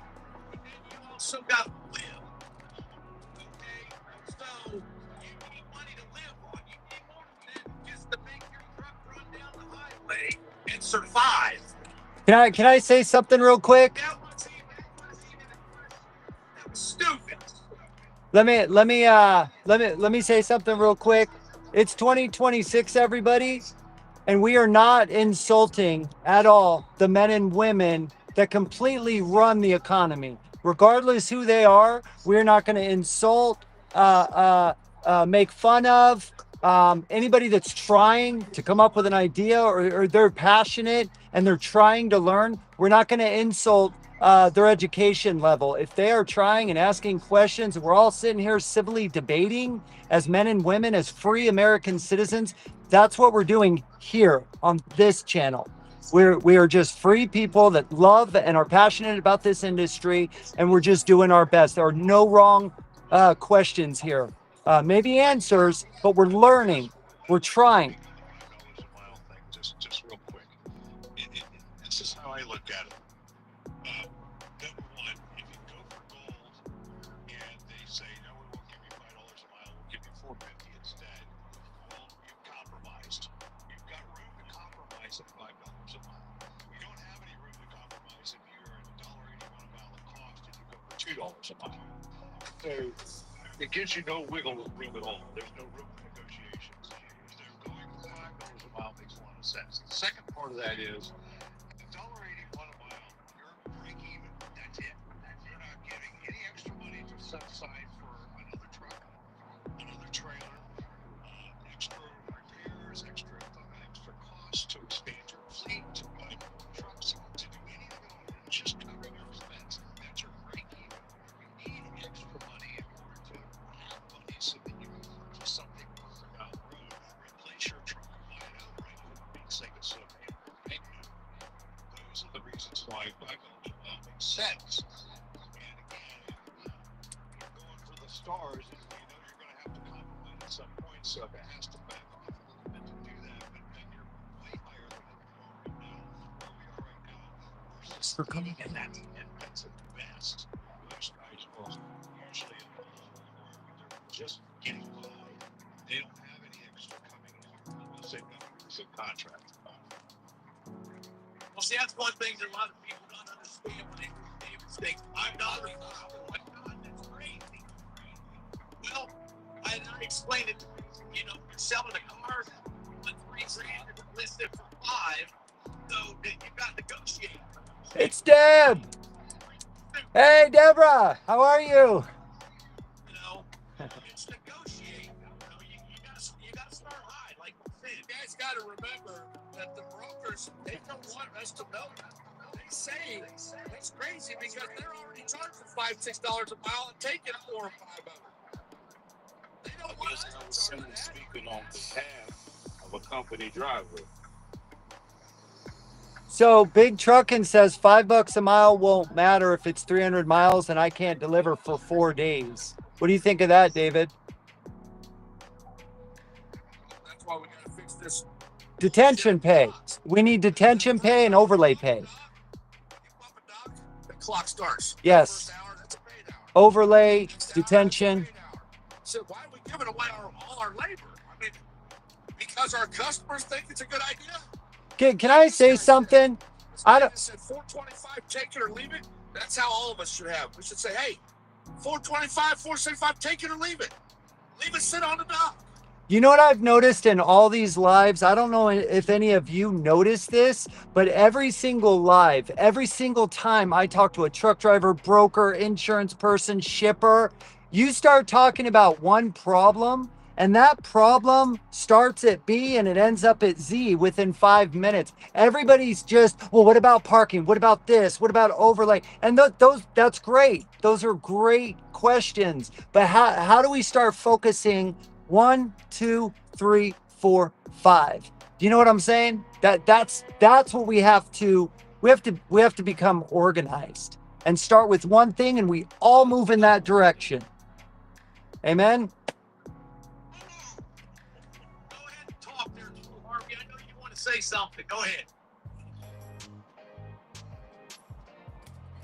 Yeah, I want to address a good bar for people. David might be a company now. David would come up with that together, not a lot of people have. I think you talk. Come on in there and they say, oh, You're cutting in and out there, bud. yeah. there, but it's something like yeah, for stuff Well- that comes on TikTok and says you ought to be happy with what you get, they probably have their hands in the pot. And just because David is a company driver doesn't mean he hasn't done a lot of research and doesn't know what he's talking about in different areas. You don't have to be, you don't have to be a truck driver to love trucking, right?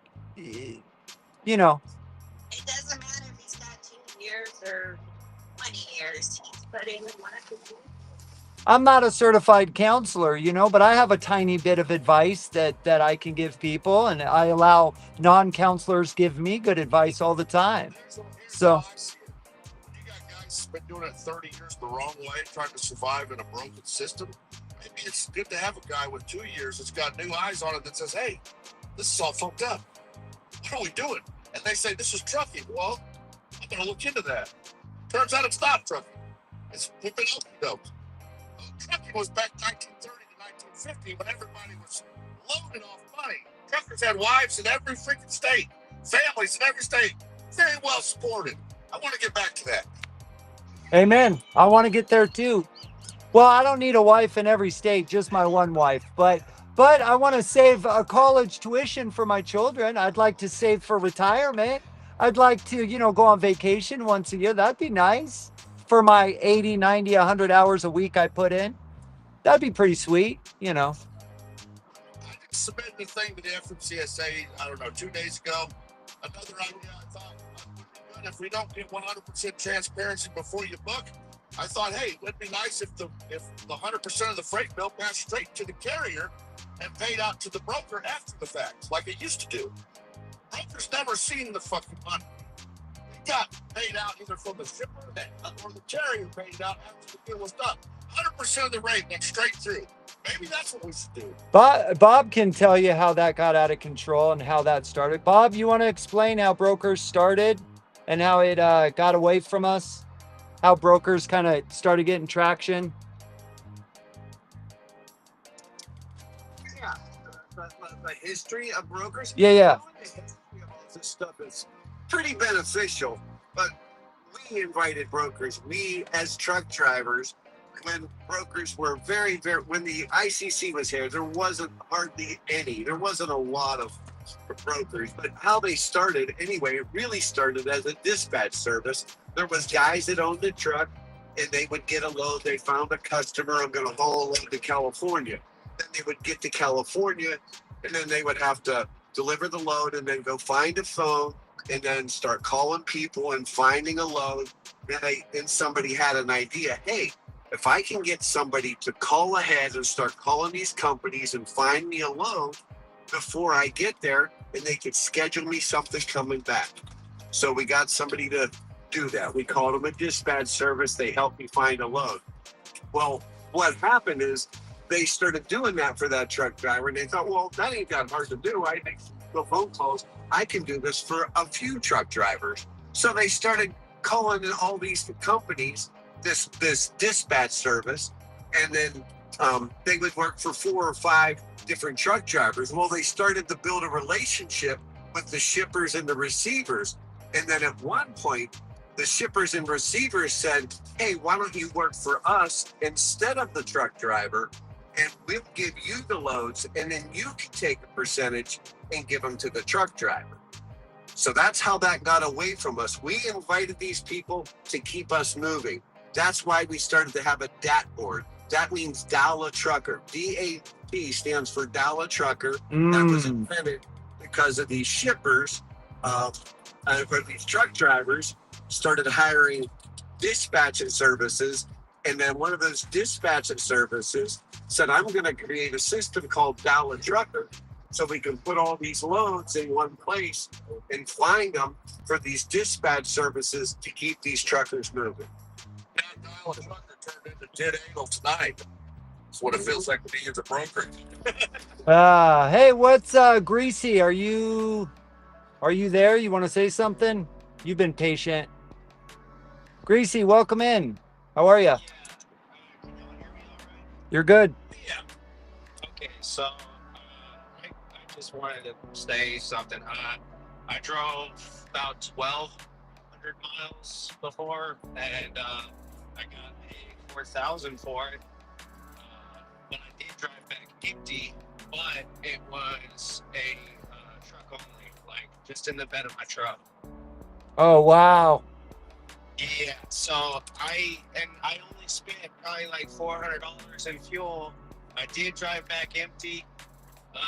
Brokers, they're taking a lot more than y'all would actually imagine. Like the brokers that I've been working with, that I've been able to get things from, they're I don't know how to say it, but like they got me by the throat, you know. Like one day they can just be like, all right, bye, you know.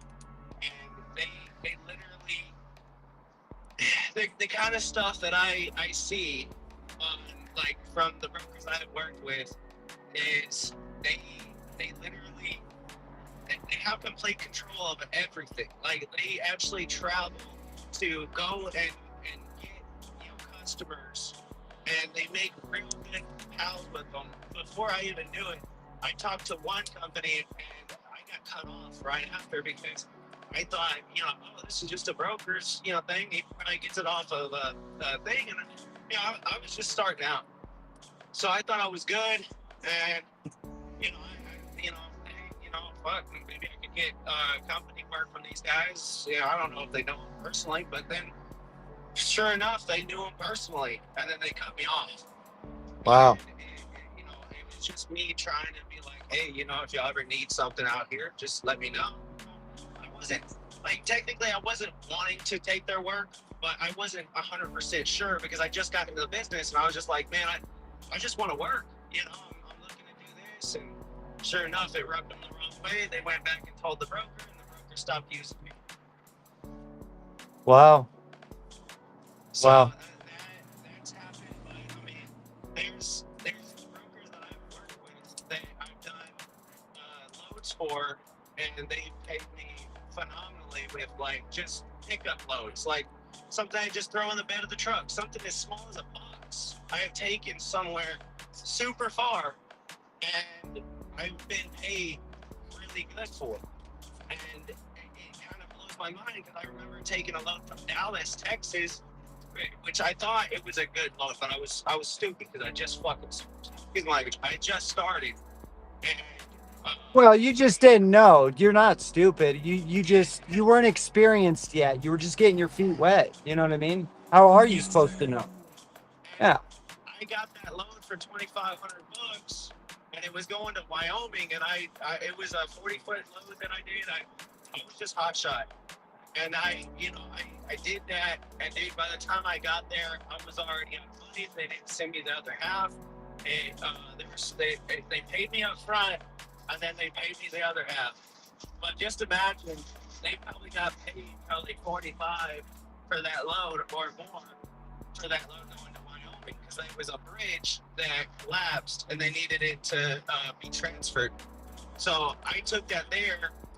I mean, another thing these companies and these brokers will do, I informed them, hey, these parts got broken. I even told the guys, the manager that loaded me, I told him, hey, this piece got broken, you know, and he's like, oh, it's okay. They're going to pour cement down it.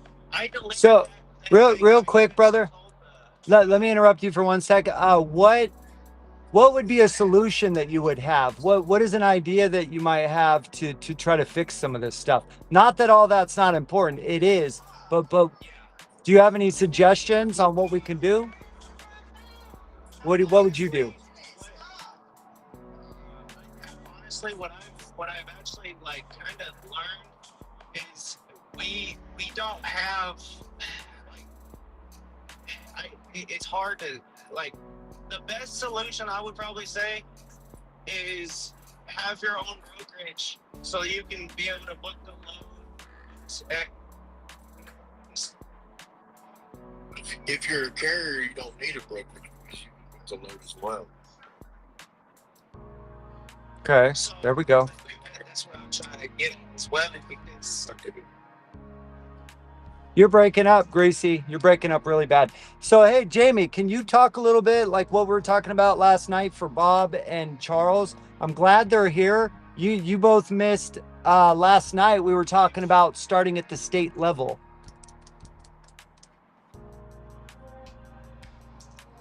Jamie, can you hear me? Yeah, I'm sorry, I was muted. So what we was talking about last night was the fact that, you know, in 3 years, anything we accomplish in the next 3 years can change overnight, get the next administration in, regardless whether it's Democrat or Republican. So federal regulations or the executive orders can be actually turned over overnight. We have, and this is my opinion, we have to go back to state level to get qualification and state levels to be able to combat what we're having. Now we know that there's going to be states that we never get by. So California, other blue states, they're always going to bug. But in the conservative states, which is the heartland of America, if we get together and we can get movement across the heartland and create a dam north to south across the United States, then we can shut these people down, because they're the ones that's running $1.80, $2 a mile coast to coast. We know that. No, they don't understand the market and how trucking works. So when the market changes, you have to adapt to the market. We all know that. If you've been in trucking a good time, you can't change the market. You've got to adapt to the market. There we go. There we go. I'm learning that. Yes. I touched on classification, and I told David, and he shot that down, and it kind of ties into what you're saying. So here's something like, if you had classification, this would also fix this problem. Like, you're talking about doing all this with all these people and having this, around 150,000 people a year retire from the trucking industry. And about 150,000 people show up in the trucking industry every year. So you got these new people that don't know what David wants to do or what you're doing. How do you teach these people to know everything? Just like this young guy did here. He said, I don't know everything. I made a mistake. I was inexperienced. You can't answer that if I can. So let me know. Let me finish. So you have 150,000, and you already shot down, there's no classification. We're not going to do that. We're working on this. So how do you take the 150,000 people every year that are coming in this industry and make them do the right thing? Okay. Now, this is a great question. I got a perfect answer. Do like they did before deregulation. The industry leaders knew that this was happening, that there was people coming in, there was people going out, truckers, workers, accountants. They didn't have think tanks, they're truck drivers. So they put mandatory rates in to make sure the guys that didn't know how to be trained did not run below cost. And it kept the industry stable. Please tell me how you're Texas, we hear your. Thank you. Go ahead. Sorry about mandatory rate that I've heard you say 1,000 times. We know that the safety administration can't set it. So who is going to set this mandatory rate that you keep talking about? Here, set a rate, set a standard, and it's got to be us, Bob. It can't be the FMCSA. It can't be the government. It's got to be us, together by the thousands, that says enough is enough, and this is our standard as an industry. That's what it's got to be. Okay, how you going to tell that? How are you going to tell the 110,000 new guys that just showed up? We won't have to. We'll have an industry standard. And when everybody comes in, who do you talk to when you come into an industry? You talk to the guys that's been there. And they say, hey, here's how we go. This is what we're under. We're in this group. This is the industry standard. Everybody operates underneath this group. And it doesn't matter if you can do it for $1.80. We all do it for $5, because that keeps the industry stable. And anybody that's willing to turn down $5 to haul for $1, I don't understand where that would happen. I'd rather haul for their break even than a standard rate of $5 a mile. I wouldn't. Because I think. Let me ask you something, David. Let me ask you something real quick. Listen, Bob. So if you got somebody that set a rate of $5 a mile, wouldn't that be a violation of the Anti-Sermon Act? Wouldn't that be considered price fixing? Is that a rate? That is with capitalism. I mean, think about it, bro. No, we set a standard. It's all about language. They do it all. There's no such thing as truck Set drivers. standards. The standards are being set by the shippers and the brokers. They're the ones that create the industry standard. That's what's got us getting $35 to $50 an hour detention or a $250 layover a ton of. That's the problem. We've lost control of our businesses. And when they deregulated trucking, they took away our tariffs, our binding tariffs, our superseding tariffs, and it put us at the mercy of the people that's holding us hostage. Think about it, man. That's the whole problem. I agree with everything you just said. So what's the question? Here's another thing. You tell me how you fix this, David. There's a guy. He's in the middle of nowhere. He don't know nothing about the trucking industry. There's a guy that has a farm. He said, you know what? You buy that truck, and I'm going to give you $2 a mile. You could probably make $80,000 a year. This guy don't know nothing about trucking. He was a Bob, that's correct. Oh, hold on, David. Hold on. How do you fix that? I'm trying to fix any direct freight. It's all for $2 a mile. I don't care who else for two. I'm talking about public markets, public load or spot market. That's I can't decide. Nobody can say, look, we make a deal. Me and you do it. If I have you haul stuff for me individually, that's between us. There's nothing we can do about that. But the public market, we absolutely can. No problem. If we all get together. So when that guy goes, okay, you can't drive my hay today, I'm going to put this load on the board. I pay $2 a mile. It goes on there. Nobody hauls it. Now he finds another kid and another kid and another kid. Now there's 35 people hauling for $2 a mile. See, there's a thing that's set a prevailing wage. It's a real thing. It's a real thing. And the market sets a prevailing wage. It used to be the union. Now the prevailing wage is set by basically manufacturing. Davis Bacon Act. So, well, I got to disagree with that, Bob, because what's setting our prevailing wage right now in the regular truck is ice.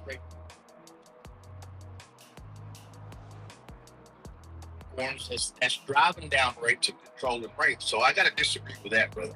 Well, you're absolutely right. They have the data. They can see where all the trucks are to set the rate. They buy all the data from the ELDs to find out there's 300,000 trucks sitting in Denver, Colorado, and the highest rate we're going to pay is $1.05. And they know out of all those people, someone's going to take it just to move their truck. You're absolutely right. That's the digital world we're in. They know everything. They know where we are. They know how many trucks there are. So that's why when we let our customers that are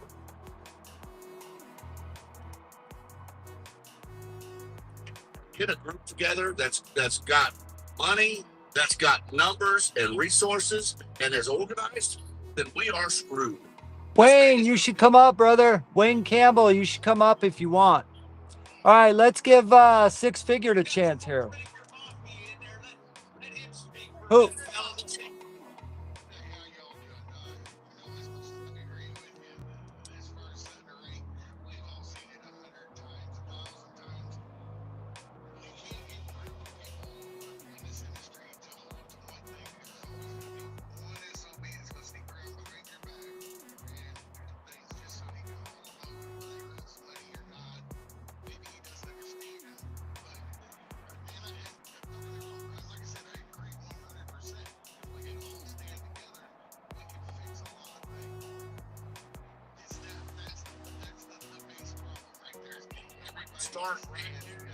Start right here in this live right here tonight.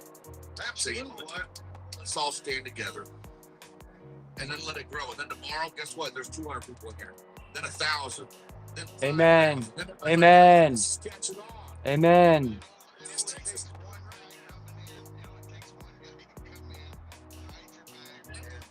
So we get rid of him. We figure it out. We get rid of him.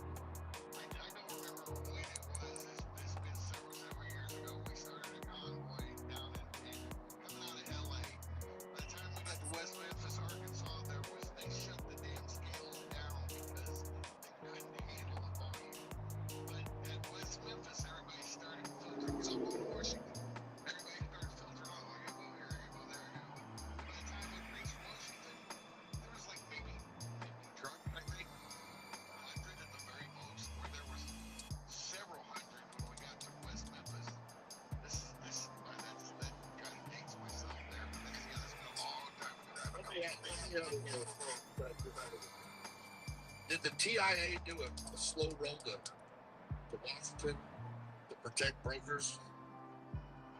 Ah, So what they did, no, we got to protect. These brokers say, you know what? We know what we're doing is wrong, and I'm willing to pay $1,000 a month to make sure that these truckers don't get a voice. And you'd think that we'd see that and say, you know what? Let's throw $50 a month into something and start our own organization, our own thing, and make it happen. And say, fuck all these motherfuckers. I'm trying to quit saying the F word, so I apologize. I gotta work on that a little bit. You're saying it's David, let me tell you what the TIA done in 2023 when they was over transparency up here. Sean, your mic is really bad, Sean. The week before that rulemaking, the TIA went to Washington, rented one of the most prestigious hotels, motels, or in Washington, invited all of Congress on the Infrastructure and Transportation Committee.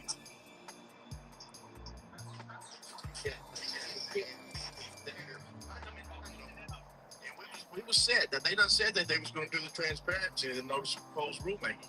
Well, after that, guess what? Is my mic bad, y'all?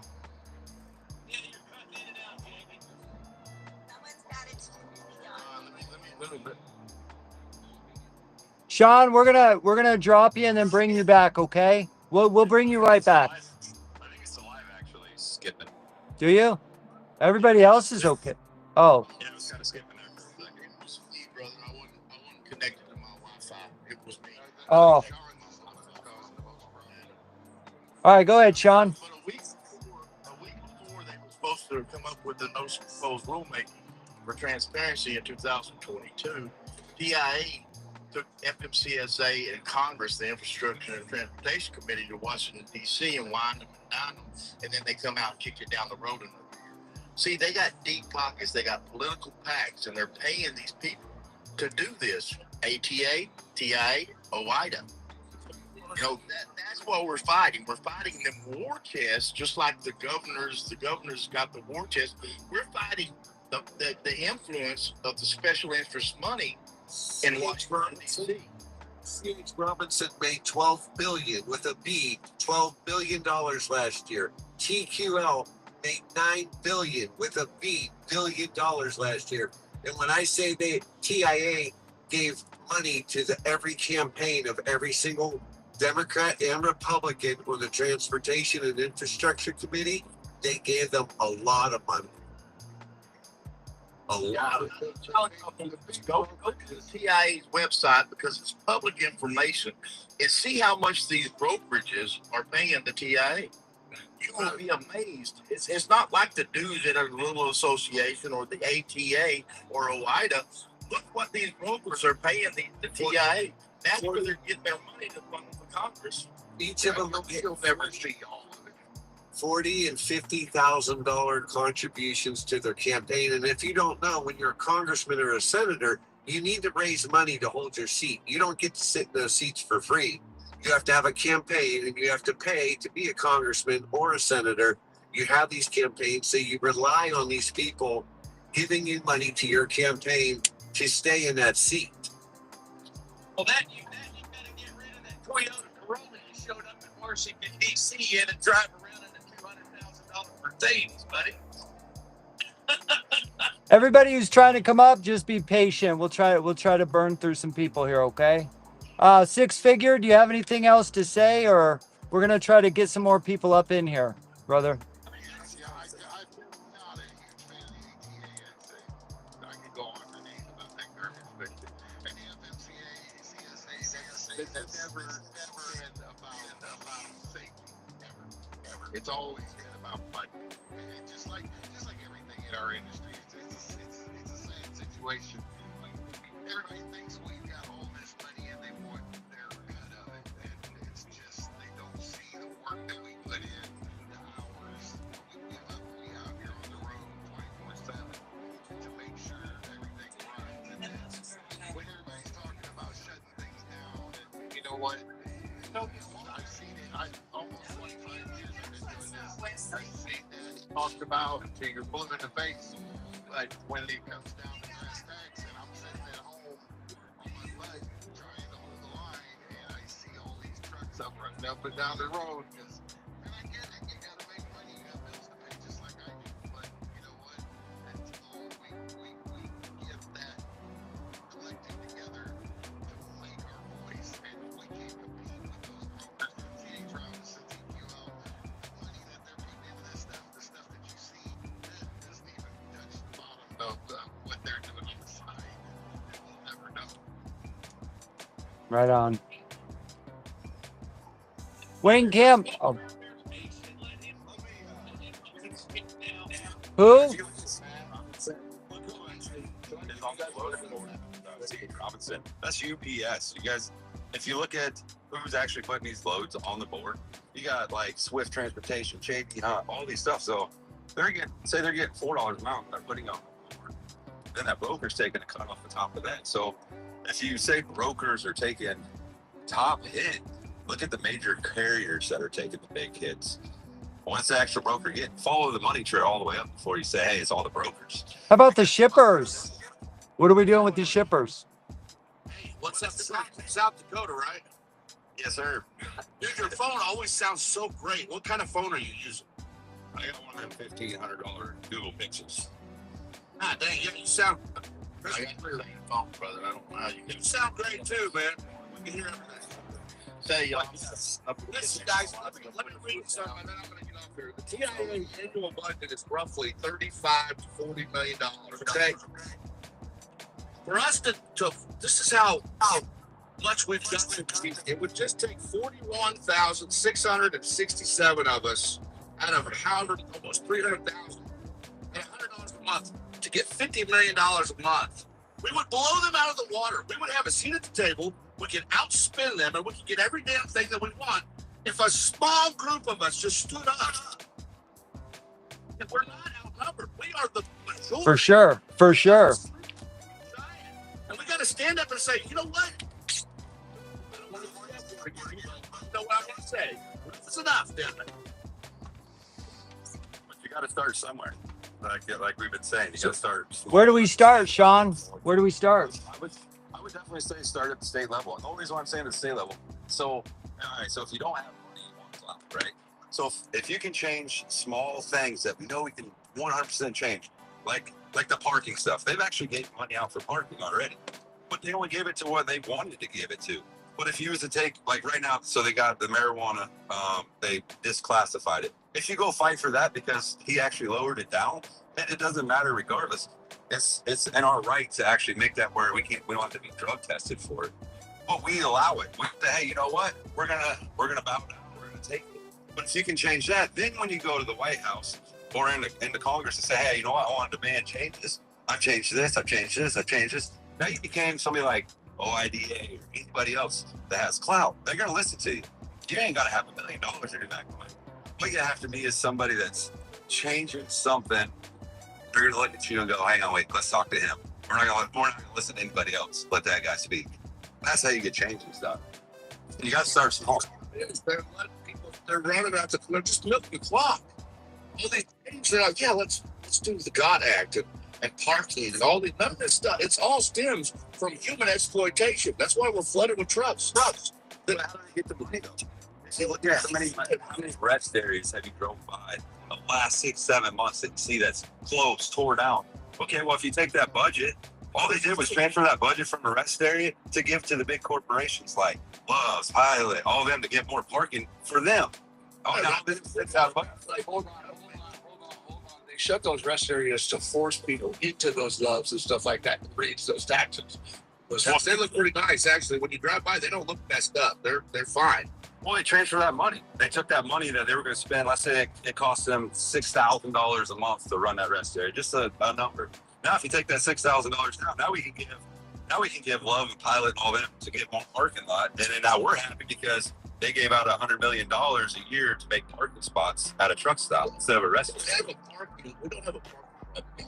Since these guys have been scared to get out of the, listen, they may be putting guys out of service, But most of these guys have seen this going on. They said, you know what? I'm packing it in. I'd rather go home and get caught up at a damn scale and yanked out of my truck and all going through all that. And parking, I don't know about you guys. I've been all over the country. I have not had one bit of problem with parking. Parking is thinned out so good in some of the craziest places. So we don't have a parking problem. We don't have a trucker shortage problem. We have an overabundance of cheap labor. Deborah.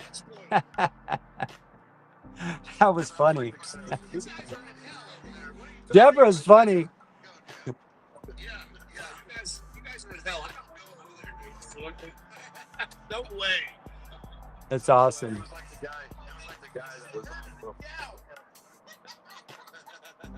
All right, wait. Did you see that? Yeah, that was funny. We're getting it live, boys and girls. We're getting it live. Hey, let's let Wayne Campbell talk. Wayne Campbell's been really, we got a 30-year plus advocate right here. I really don't have much to say. I mean, you guys have all the tools you need. You have it. You have all the tools you need. It's just about a matter of pulling the trigger at the right time. You guys have all the power you need. You just got to pull it with your votes. You're powerful with your votes. If you notice what the White House does, they get close to terms coming to an end, they start inviting influencers to the White House because of votes. If anybody should know this, it should be Bob. Bob is an influencer. He knows what he's doing. Bob has power. And that's just the way it is. We have influencers today. That's the way it works. It works with influencers. And they get influencers. The time is right, and they get their group. And they get those funnels, and they direct them right to the folks who they want them to vote for. That's where you get them, is by vote. That's the only way you win, is by vote. Period. So it.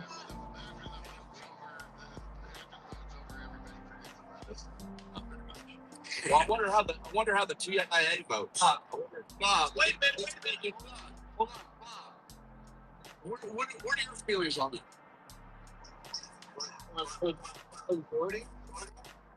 Voting influence and the power of influence is behavior. If we can get people to understand that it's not a Democrat or Republic thing, it is the 36 congressmen and 68, yeah, 65 congressmen, 30 senators that are the gatekeepers. They are the ones controlling everything. And the second, every one of them are up for election this year, but our country, most people, the red lever or the blue lever, they don't take the time to. You can get rid of every single congressman could lose their seat this year, but nobody understands what district they're in. They don't know if they're on the transportation or infrastructure committee.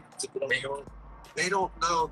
You can have so much control and change this industry instantly this year. You could do it, but you can't get. Everybody has these ideas and they want to do these rules and do all this. You literally have the tools to fix the entire industry this year. 100%. If you don't get everybody together. Start with Missouri. Let's start with Sam Graves. Listen, we need to focus. Bob, you can walk through. Bob, you got a lot of clout, Bob. You could be, hold on, instead of saying, hey, it's Congress, you could say, hey, guys, we desperately need to get together and vote as one block. Instead of saying, hey, everybody, vote these guys out. Nobody's going to do that. Nobody's together. Everybody's for themselves. We got to get together, guys. Again, so my question, Bob, how many followers do you have in a whole? On all your platforms? Over 500,000.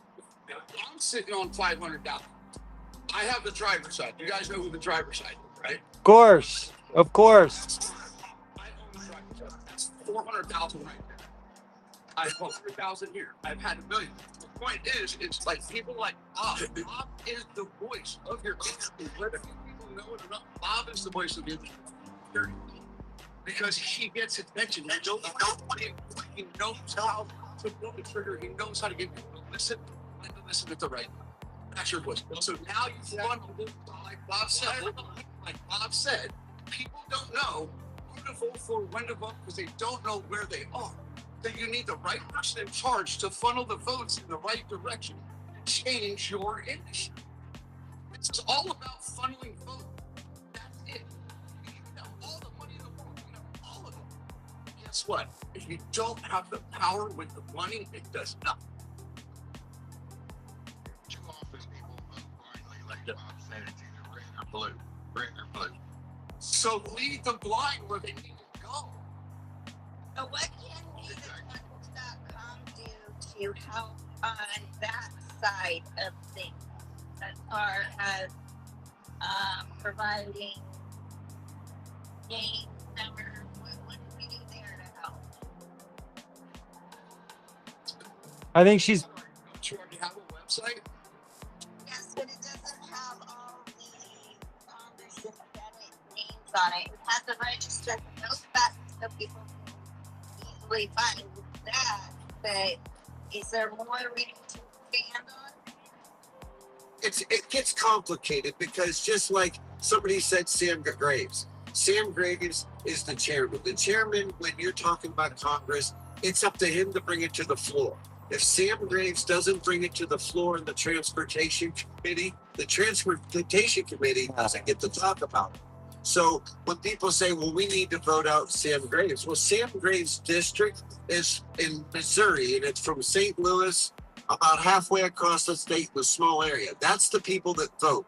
And that's the only people Sam Graves cares about. And if you want to try to move Sam Graves, you got to look at this really pretty small area of Missouri. And that's where his voters are. That's where his constituents are. Even though Sam Graves is the chairman of the Transportation Committee, it could change this whole industry. So that's why when I say we need to literally vote out 435 congressmen, there's only 33 senators that are going to be out because they do them every other year. And our founders created it that way so our country wouldn't be in chaos. But you can exile 435 congressmen and 33 of those senators.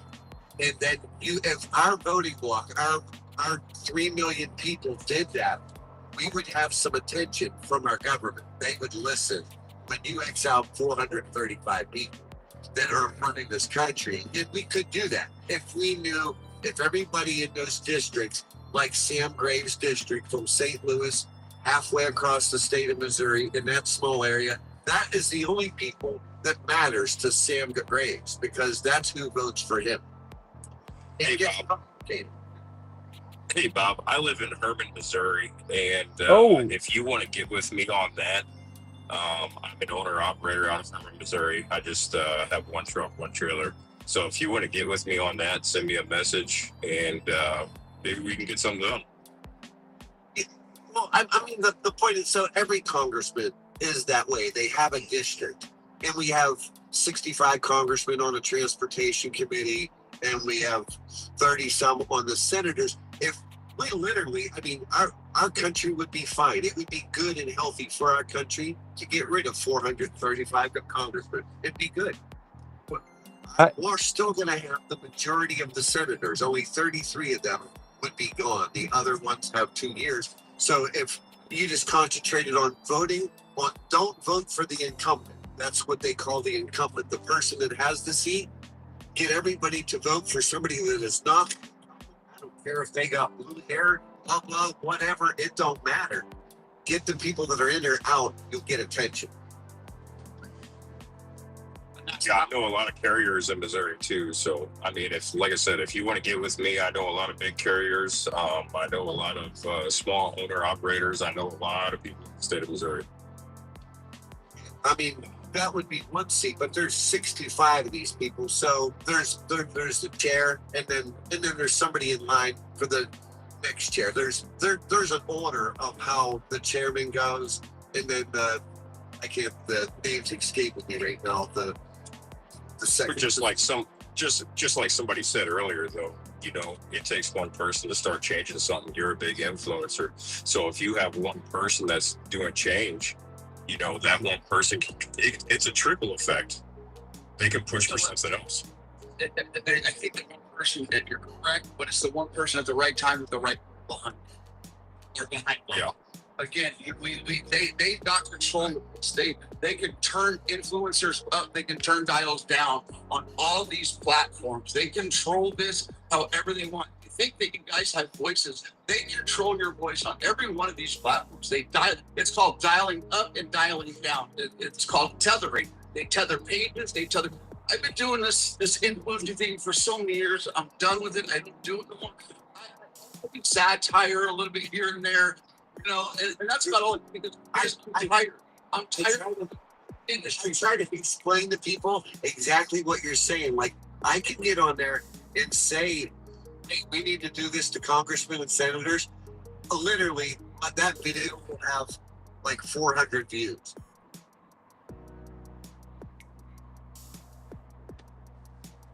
Here's a great.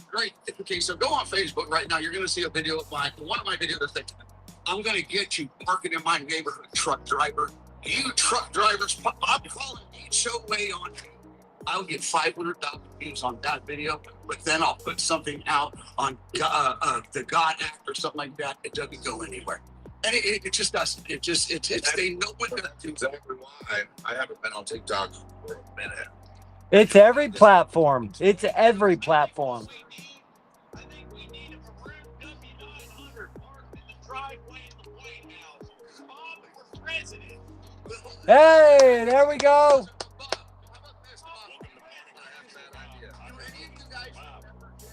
Remember the president going honking? You remember President Trump saying honking when those trucks lined up out in front of that White House and blew their horns for days in a distress and SOS, and the hats and this. And the president got on and said, they're out there, they love me. They're honking because they love me. They were out there telling him, help us, sir. Hats and burners. But if you want to give me a compliment, I'll help you on what you're trying to do. We're in contact with quite a few carriers in Missouri. I get a good follow, so I'll talk to you about that if you're willing to talk. I'm from Missouri myself, so we've got a lot going on there, actually. Okay. Yeah, sounds good. Sign me up for whatever. I'm down. You know, I started my business last year, and my dad has been in the business since the early '90s, and he's planning on coming over with me after he retires from the assistant general manager of Cisco Trucking Company. But you know, I'm just trying to build an empire and trying to get my foot in places where other people don't want to. And I just, you know, the only thing I do is I just try to take care of my family. I try to take care of my farm animals. I try to take care of my family, my kids. They're all dependent on me making $1, and it kills them every night. I video call them every night, and I let them know which state I'm in, where I'm at all the time. And my kids are like, when are you coming home? And that's what kills me the most. Same here, brother. Same here. Same. You know, I refuse to take freight under $3 a mile, but I know some other dipshit is taking it for $2.49. But you know what? I feel better for myself taking it for no less than $3 a mile. I mean, you know, I'm still making something that I can do. Amen.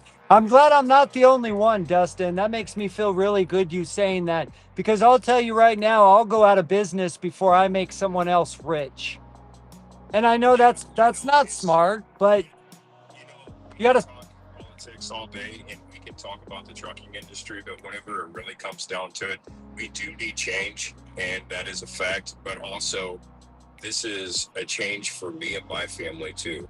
And at the end of the day, if I lose everything, I know in my heart that I tried my best to support my family. That's it. You're not alone, brother. You're not alone. You're not the only one not taking cheap freight. Okay? That's how we do it. I want to say something here right quick. Then I'm going to drop out. All it takes is one person. All it takes is one person. It doesn't matter your experience. It doesn't matter who you are, how long you've been in the trucking industry. All it takes is one person to have the right conversation, be in the right place at the right time, and that guy can make a difference. So don't bash your fellow truckers. That's the only thing. Just don't bash your fellow truckers. And listen. And we got for this money, man, because you know what, y'all all talk about dollar per mile. Excuse me, y'all talk about dollar per mile. You know what? Here's the thing about it. That load didn't start out. The customer don't bid at rate per mile. He bids that as, hey, that's a $3,000 load. I'm gonna pay $3,000 on that. It doesn't matter when the broker gets it. He gets the $3,000.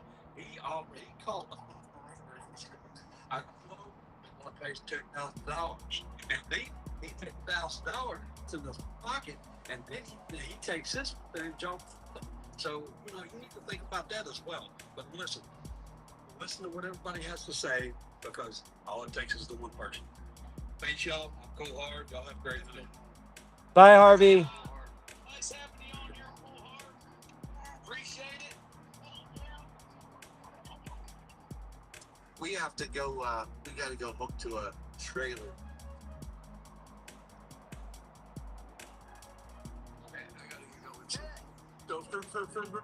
Bob, see you later. Bye, Deb. Training for me. If you get a hold of these new drivers before they come into the industry and you teach them their value and teach them their worth prior, that's where it starts. You got to get a hold of these drivers. It starts for me with the training, about training and safety, and that's no longer a part of trucking. These people are taught nothing. They're just thrown in the seat to haul cheap freight. Automatic. It just doesn't matter. The cheapest, fastest way we can get them in the seat and get them on the road to push our freight is what they're doing.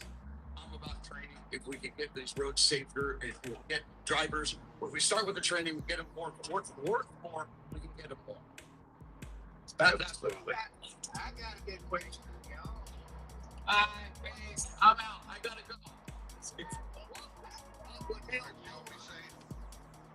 What would help more, $5 a mile, or your overhead $5. Say that again, Lee. What are you talking about? What would help more? $5 a mile, or your overhead cut by 25%.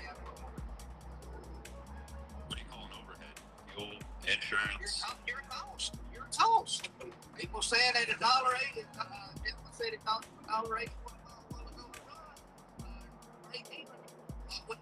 What would help more? $5 a mile, or cut that overhead by 25%.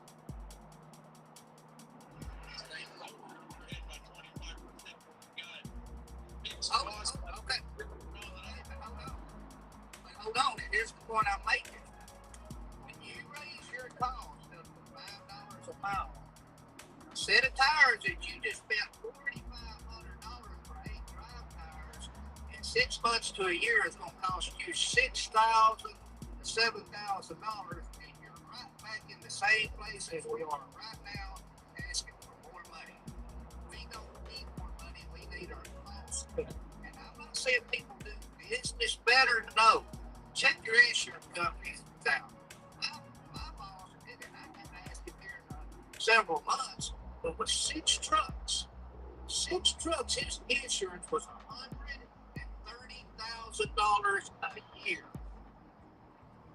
1995, my dad bought a brand new Freightliner Classic with a 70-inch flat top sleeper on it. He gives $80,000 for it. What is the average owner-operator truck out there today? $200.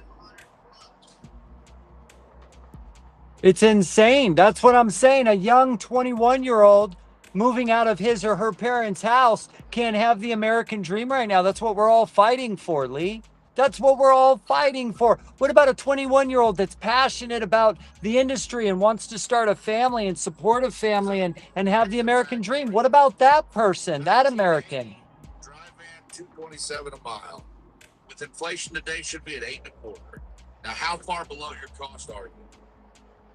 Just because you can haul, you got to pay at $5 a mile mandatory minimum across the board. If you can't buy tires on that, then you don't deserve to be in business. You're a bad businessman at that point.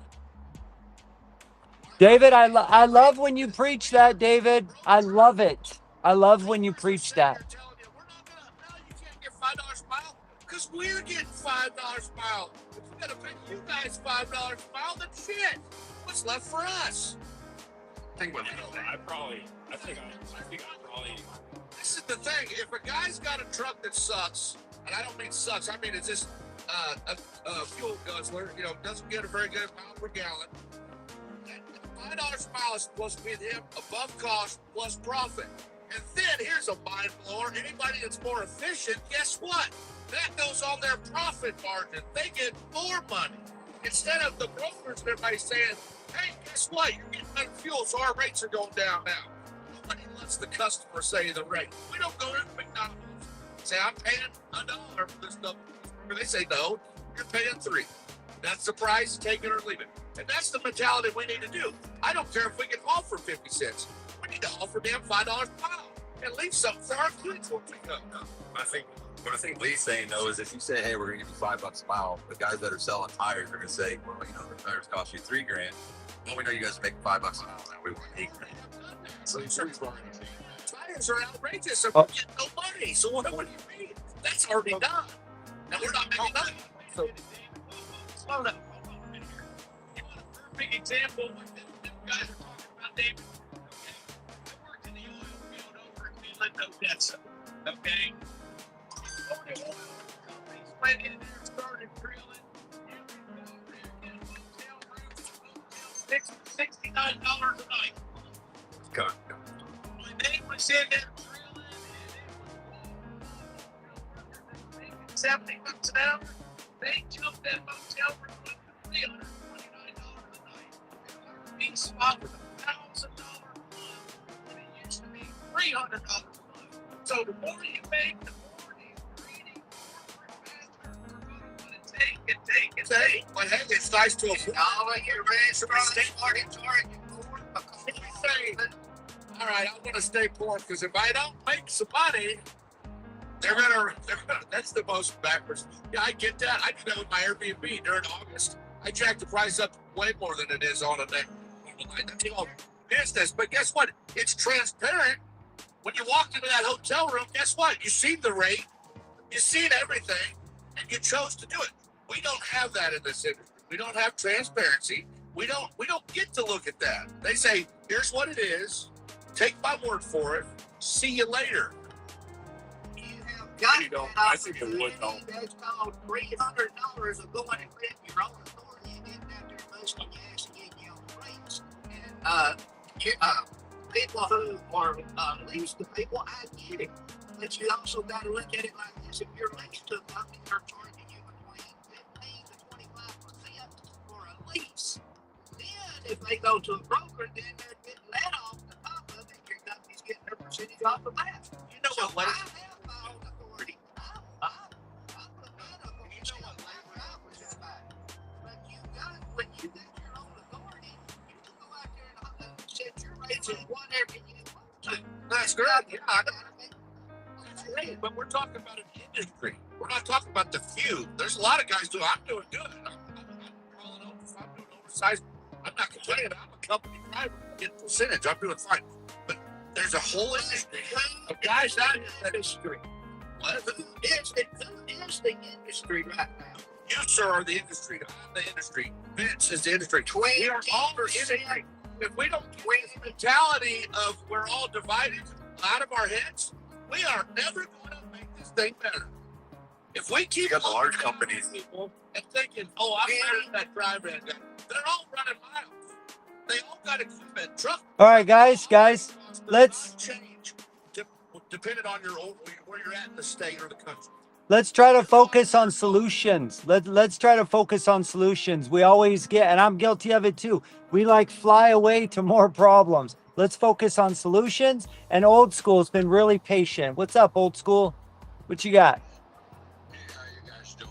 I go back to Timothy McVeigh and that famous act, and he had it right. It's corporate America that is the issue here. I agree with Bob. I guess until we set just one common cause is the common good for every single woman and man behind the steering wheel, we'll get it right. If we're honest with ourselves, a lot of us here are either strong red or strong blue, and there's no middle anymore. The saying mainstream in politics nowadays. Well, I'll tell you right now, I'm a strong felon. That's what party I'm with. Well, listen. And right now, even how it is in America right now, there is no middle for the hardworking American right now, because there's strong right movement right now, just like in the past we had strong blue. But we truck drivers, we need to come into common ground. I believe corporate America has got a hold of all of us. Yes. Yes. And that's why I go Timothy McVeigh. But let's go back even to the street law, right? When even gangs have a system. We truck drivers have no system. I believe the only system we once had was ATA, OIDA, and a few other organizations that have sold out to American corporate system. There's what, like 10 millionaires that have all this money. They don't know what to do with it. They bought us, whether we accept it or not. They buy every single day out of our lives, and they bought our future for our kids, like you're saying, Vince. Until we realize that this is a big monster and we're little because we gave our voice, we gave our years to corporate America, we're not going to get it right. First, we got to have a system, just even like the Dutch have it, right? A structure where we can agree on. My only solution is the vision as Teamsters do. I was a Teamster member for 12 years. When I came in there, they didn't see that I was a minority. They didn't see that I was a Mexican American. They didn't see that I was a male. They embraced me. They welcomed me. We were strong. We were community brothers and sisters. Yes. Yes. Unity. That we don't have here. And you gotta go and ask yourselves, am I really biased, or do I really accept every single person behind the steering wheel? Look, right now I'm crossing into a minority, movement. There we go. Like 5,000 members. Yes. They feel unwanted. They feel unwanted. Me myself, 36 years ago, when I was 36 years old. We got an echo on you, old school. You're echoing for some reason. Okay. And when I got on the CV, nobody would talk to me. I was shut out of the industry because I had an accent, because I didn't look the same. And this goes back in dividing, conquering, and destroying. Yes, sir. Preach. Preach. We have such a diverse industry right now, and we ourselves divide ourselves until we come into our senses and see that we are either racist, until we ourselves say that we discriminate, that we ourselves have much so divisions. Even in politics, we are our own enemy. And where did it come from, though? We did not start the programming, the brainwashing, the manipulating, brother. You get a Mexican and a white at 2 years old and watch them play, or a black and an Asian. You get them together and watch them play. A girl and a boy, they don't know what's going on. They just want to play, man. They don't care about color or creed or religion. And so we got to stop this flex, right, of 120 hours a week is impressive. Oh, I work 80 hours a week and I got a side hustle. Hey, I'm paying my rent. I'm so lucky. I can pay my car insurance. I'm so lucky. No, we need to stop the corporate giants and greedy people from buying their 16-year-old a fourth Ferrari so we can all afford our Honda Civic every month. Does that make sense? We, the people, have to be able to be supported. Let's work less and make 4 times more. How about that? Later, David. McCowan Co. LLC, guys, check it out. Get in touch. AFFTRA.org. AFFTRA. Follow David, you guys. You're awesome, David. Later, brother. Thanks, guys. Anyways, real quick, we are all manipulated and brainwashed. Look at the women's movement in the 50s. That whole psyop was designed to get double the taxes out of people. You know, for women that want to work, great, but most will tell you that they want to raise their children for the first 20 years of their life. They don't want to go to work, most women, not all. So that's why we should be free. One man should be able to go out there and feed a family of 4 on a paycheck, but that's not today, is it? Today, I mean, more and more we're saying it's cool to work 80 hours a week, and it's enough if you own or rent a 1-bedroom apartment and you have a car, you're lucky. I disagree. I say the human race, we're supposed to work smarter, not harder, right? That's the way I was raised. So why are we not working half of what we're working and making 3 times more? That's what I'm trying to preach, old school. I'm trying to get that into everybody's minds. Let's figure out how to work half of, hell, 30%. Let's work 30% of what we're working so we can all go enjoy our lives. The very short time we have on the planet Earth. Truck drivers, the average lifespan is 62 years old, right? 62. So if anything, we do need to be going on vacations 3 times a year, because what we have chosen to sacrifice for the American people and our families is 30% of our life. Our life, right? So let's focus on that. Go ahead. Yeah. Bo Pilgrim, man, all Pilgrim's Fried Chicken got his start sitting right there on the side of the road selling chickens and built a multi-billion-dollar corporation. He sold, also built a hospital and a cancer research center right here in Mount Pleasant, Texas. So work smarter. Started out with 1 truck, got with the banker. The banker said he would finance him and put him forth a business plan, and look where JB Hunt is nowadays. Old Dominion Freight Lines LTL carrier started out with 1 truck running city to city. Richmond, another city right there in Virginia, with 1 truck. Look at them now; they're worldwide.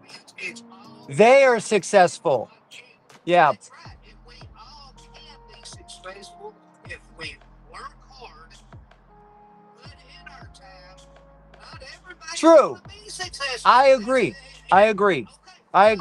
But let's pay our employees more too. Can we pay our employees more? I agree. You're right.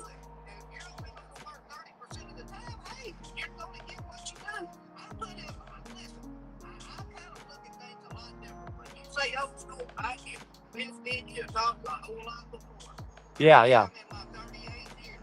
Yes, sir. This is a 100% lifestyle. If you want a 40-hour week job, you need to go home and roll out the truck. Right. You come into this industry, it's not a 40-hour week job. It is a lifestyle. I've been up under one of these jumpers since I'm 6 years old, and I just turned 57 Saturday. I have been up since 6 o'clock this morning, and I keep going. I refuse to drive for a large company, and I refuse to drive a truck other than a 2000 because they are not going to regulate how much I can work and how much money I can earn. That's where you got to go. If you look at the ELDs, he was asking about what divided us as a company or as a whole nation as truck drivers. Look at the ELDs. They got you set at a standard time. You got to do a 30-minute break. By the time you get done, you're ready to jump off of that thing, hit the back seat, go to sleep. Back in the day, there was guys sitting down the back of the truck stops, and they'd be barbecuing, having a good old time. People got out and talked. They got out and mingled because they weren't as tired. So what separated the industry, if you look at it, I'm going to put 100% ELD. If you can only drive from this time to this time and shut down, no matter what, if you get up in the morning, you're tired. You're going to get up and drive those 10 hours. You're going to go back to sleep when you can. And you stayed up all night playing on TikTok or Facebook. So what divided the company, or what divided us as a whole industry? I'm going to say 100% ELD. And where'd CBs go?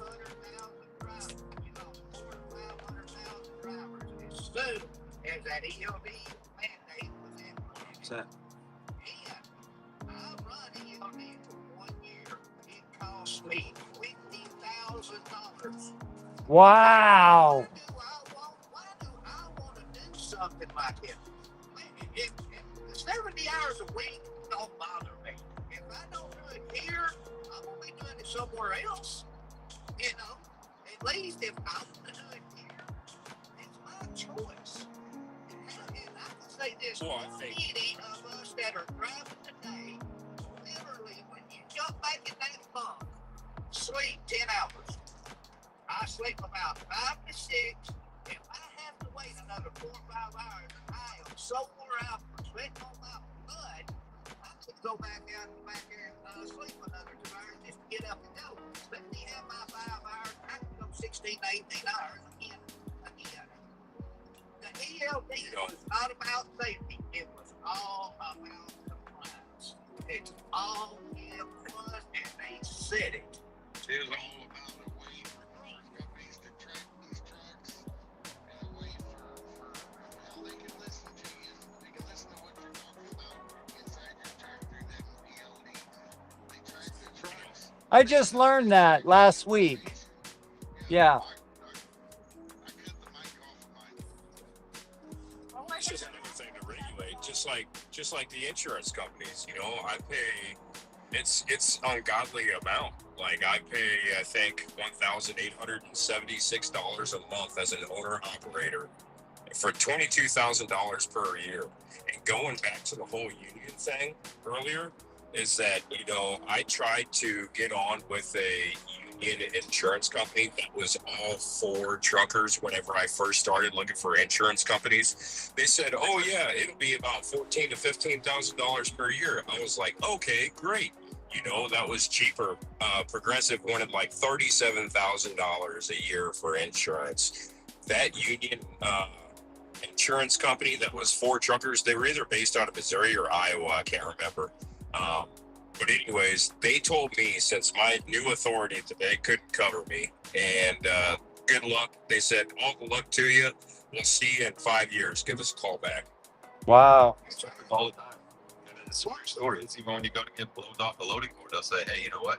You've only been in business for 1 year. We got to have a minimum of 2. Now, the new thing they're trying to do is, well, to get that load, they'll show a load on for like $5,000, right? And you call the broker and say, hey, you know, I want to take that load. We have that $5,000 load, but you got to hold at least minimum of 6 loads for that customer to get that money. Well, we got this other load that's paying $2,000. You want to take that? This is what I haven't ran into that. I've seen. But yeah, I haven't ran into that with the brokers yet. But I mean, you know, I've run into a lot of brokers that, you know, they were paying good a month prior, and then all of a sudden, I guess they didn't have good negotiating, or they just steal all the money. And then the following week, you'll see them on the load board posting for the same fucking load out to the same place, same product move, and it's $1.97. It's crazy. Crazy. And I've been watching the load boards. You know, same product, same load, same amount of miles. The month before, you know, it was paying $3,400, and then this week it's only paying $1,200 to $1,300. Hey, Dustin, Dustin, have you ever? That's because they tracked how many trucks are in that area, and they base that off of how many trucks are there, and say, hey, we're not going to pay $3,700 this week. This week we get that same load move for $1,200 because there's 100 trucks over here that there's only 50 loads here, so let's get it out of the bottom of the area. What would happen if one day we all took our ELDs and put them in a Faraday bag? When after we delivered, we all picked one day, we were empty, we were parked, and we took our ELDs and we all put them in a Faraday bag and we waited 1 hour. What does everybody here think would happen?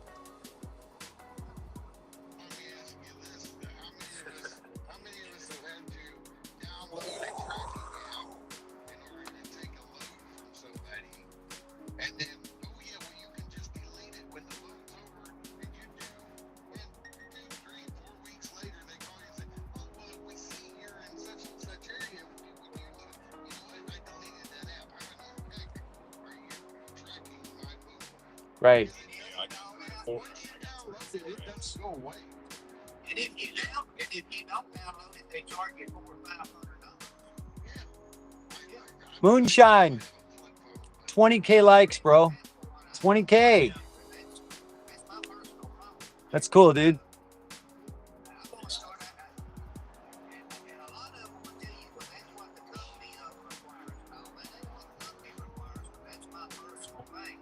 if it, and I tell you what I do. And this is just me. I work for a very small company. We got less than 10 trucks. But and my boss, he's got a very good working relationship with the people we haul for, and we get decent rates. I'm glad he's got a good personal relationship with the people we haul back in our vicinity. So we got a good thing going. But when you get to your the person that you deliver to, ask them if they require that. And they'll look that out so they can track it. That or ask the shipper if they require that. And they don't know that to track it. If they say no, go back to the broker and say, why did you have me download this when neither one of them required it? Mm. Get you in eyes all the time. Get you. What are they going to do to you? If we can't haul no more, well, go right go. Well, if they tell you we can't haul for you no more, go right to the shipper. Say, listen, how much are they taking hauling that load for? Let me see if I can compete with them. And we're charging $5,000.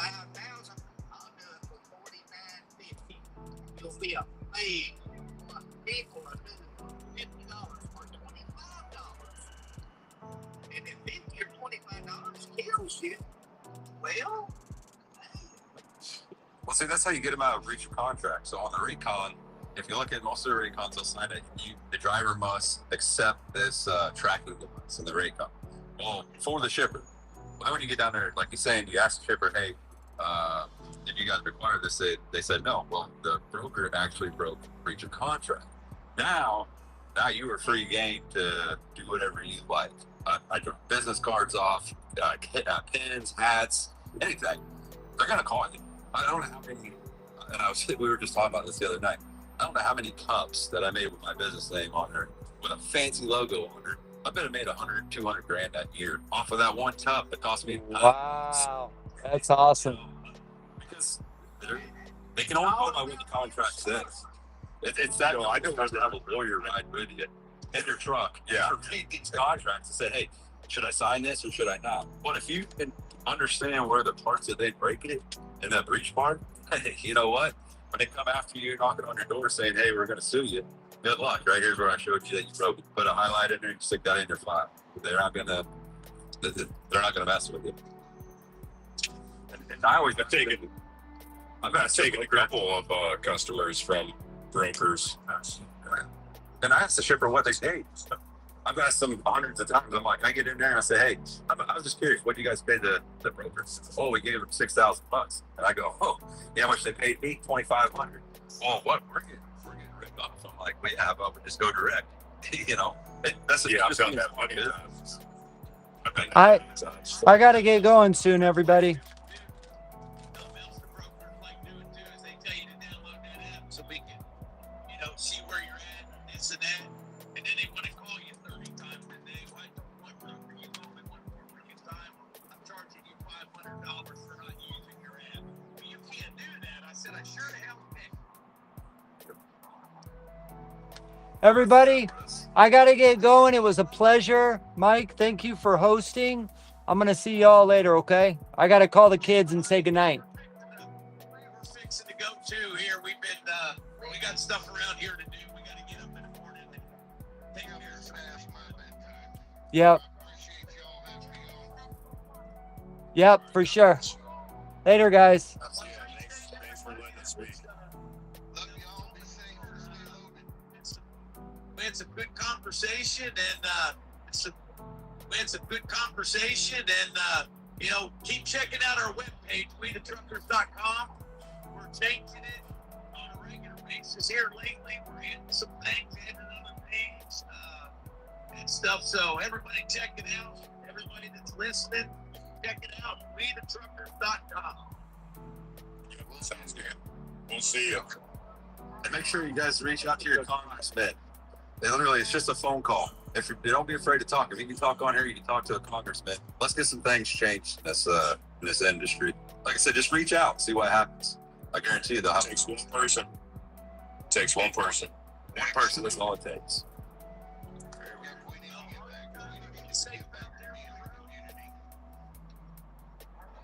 Night, everyone. All right. thank everybody for being on here tonight, and thank everybody for listening. Appreciate it, people. All you drivers have a good evening.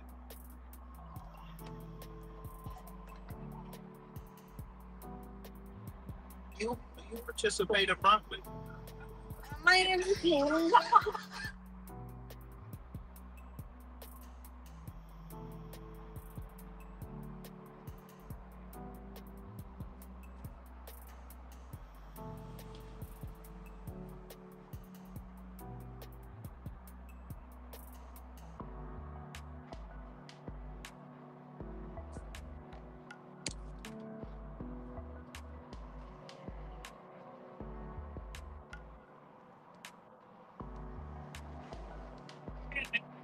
Hey, can you hear me?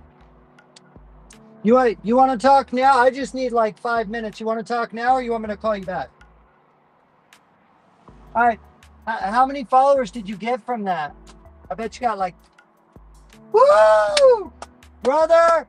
I think we got something here, dude. If I were you, like, I would maybe try to what I hear from other successful creators like Bob, and I haven't done it yet, but like you just did this Tuesday, you started at 6 p.m. Arizona time, Mountain time. I would kind of stick with that and see if it works for you. I think you got something here. You know what I mean?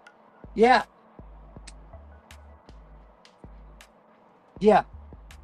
It was beautiful. You guys are just, I don't even know what to say. I couldn't be more proud and honored to be a part of this. And you guys have created something. I'm just proud to even be a part of this, you guys. Thank you. Thank you. Yeah. Keep a bottle next to you next time. Yeah, I've peed on lives before. I don't care. Shh. Yeah. Oh, I'm still on live on YouTube. Thank you, everybody, for watching. Whoops.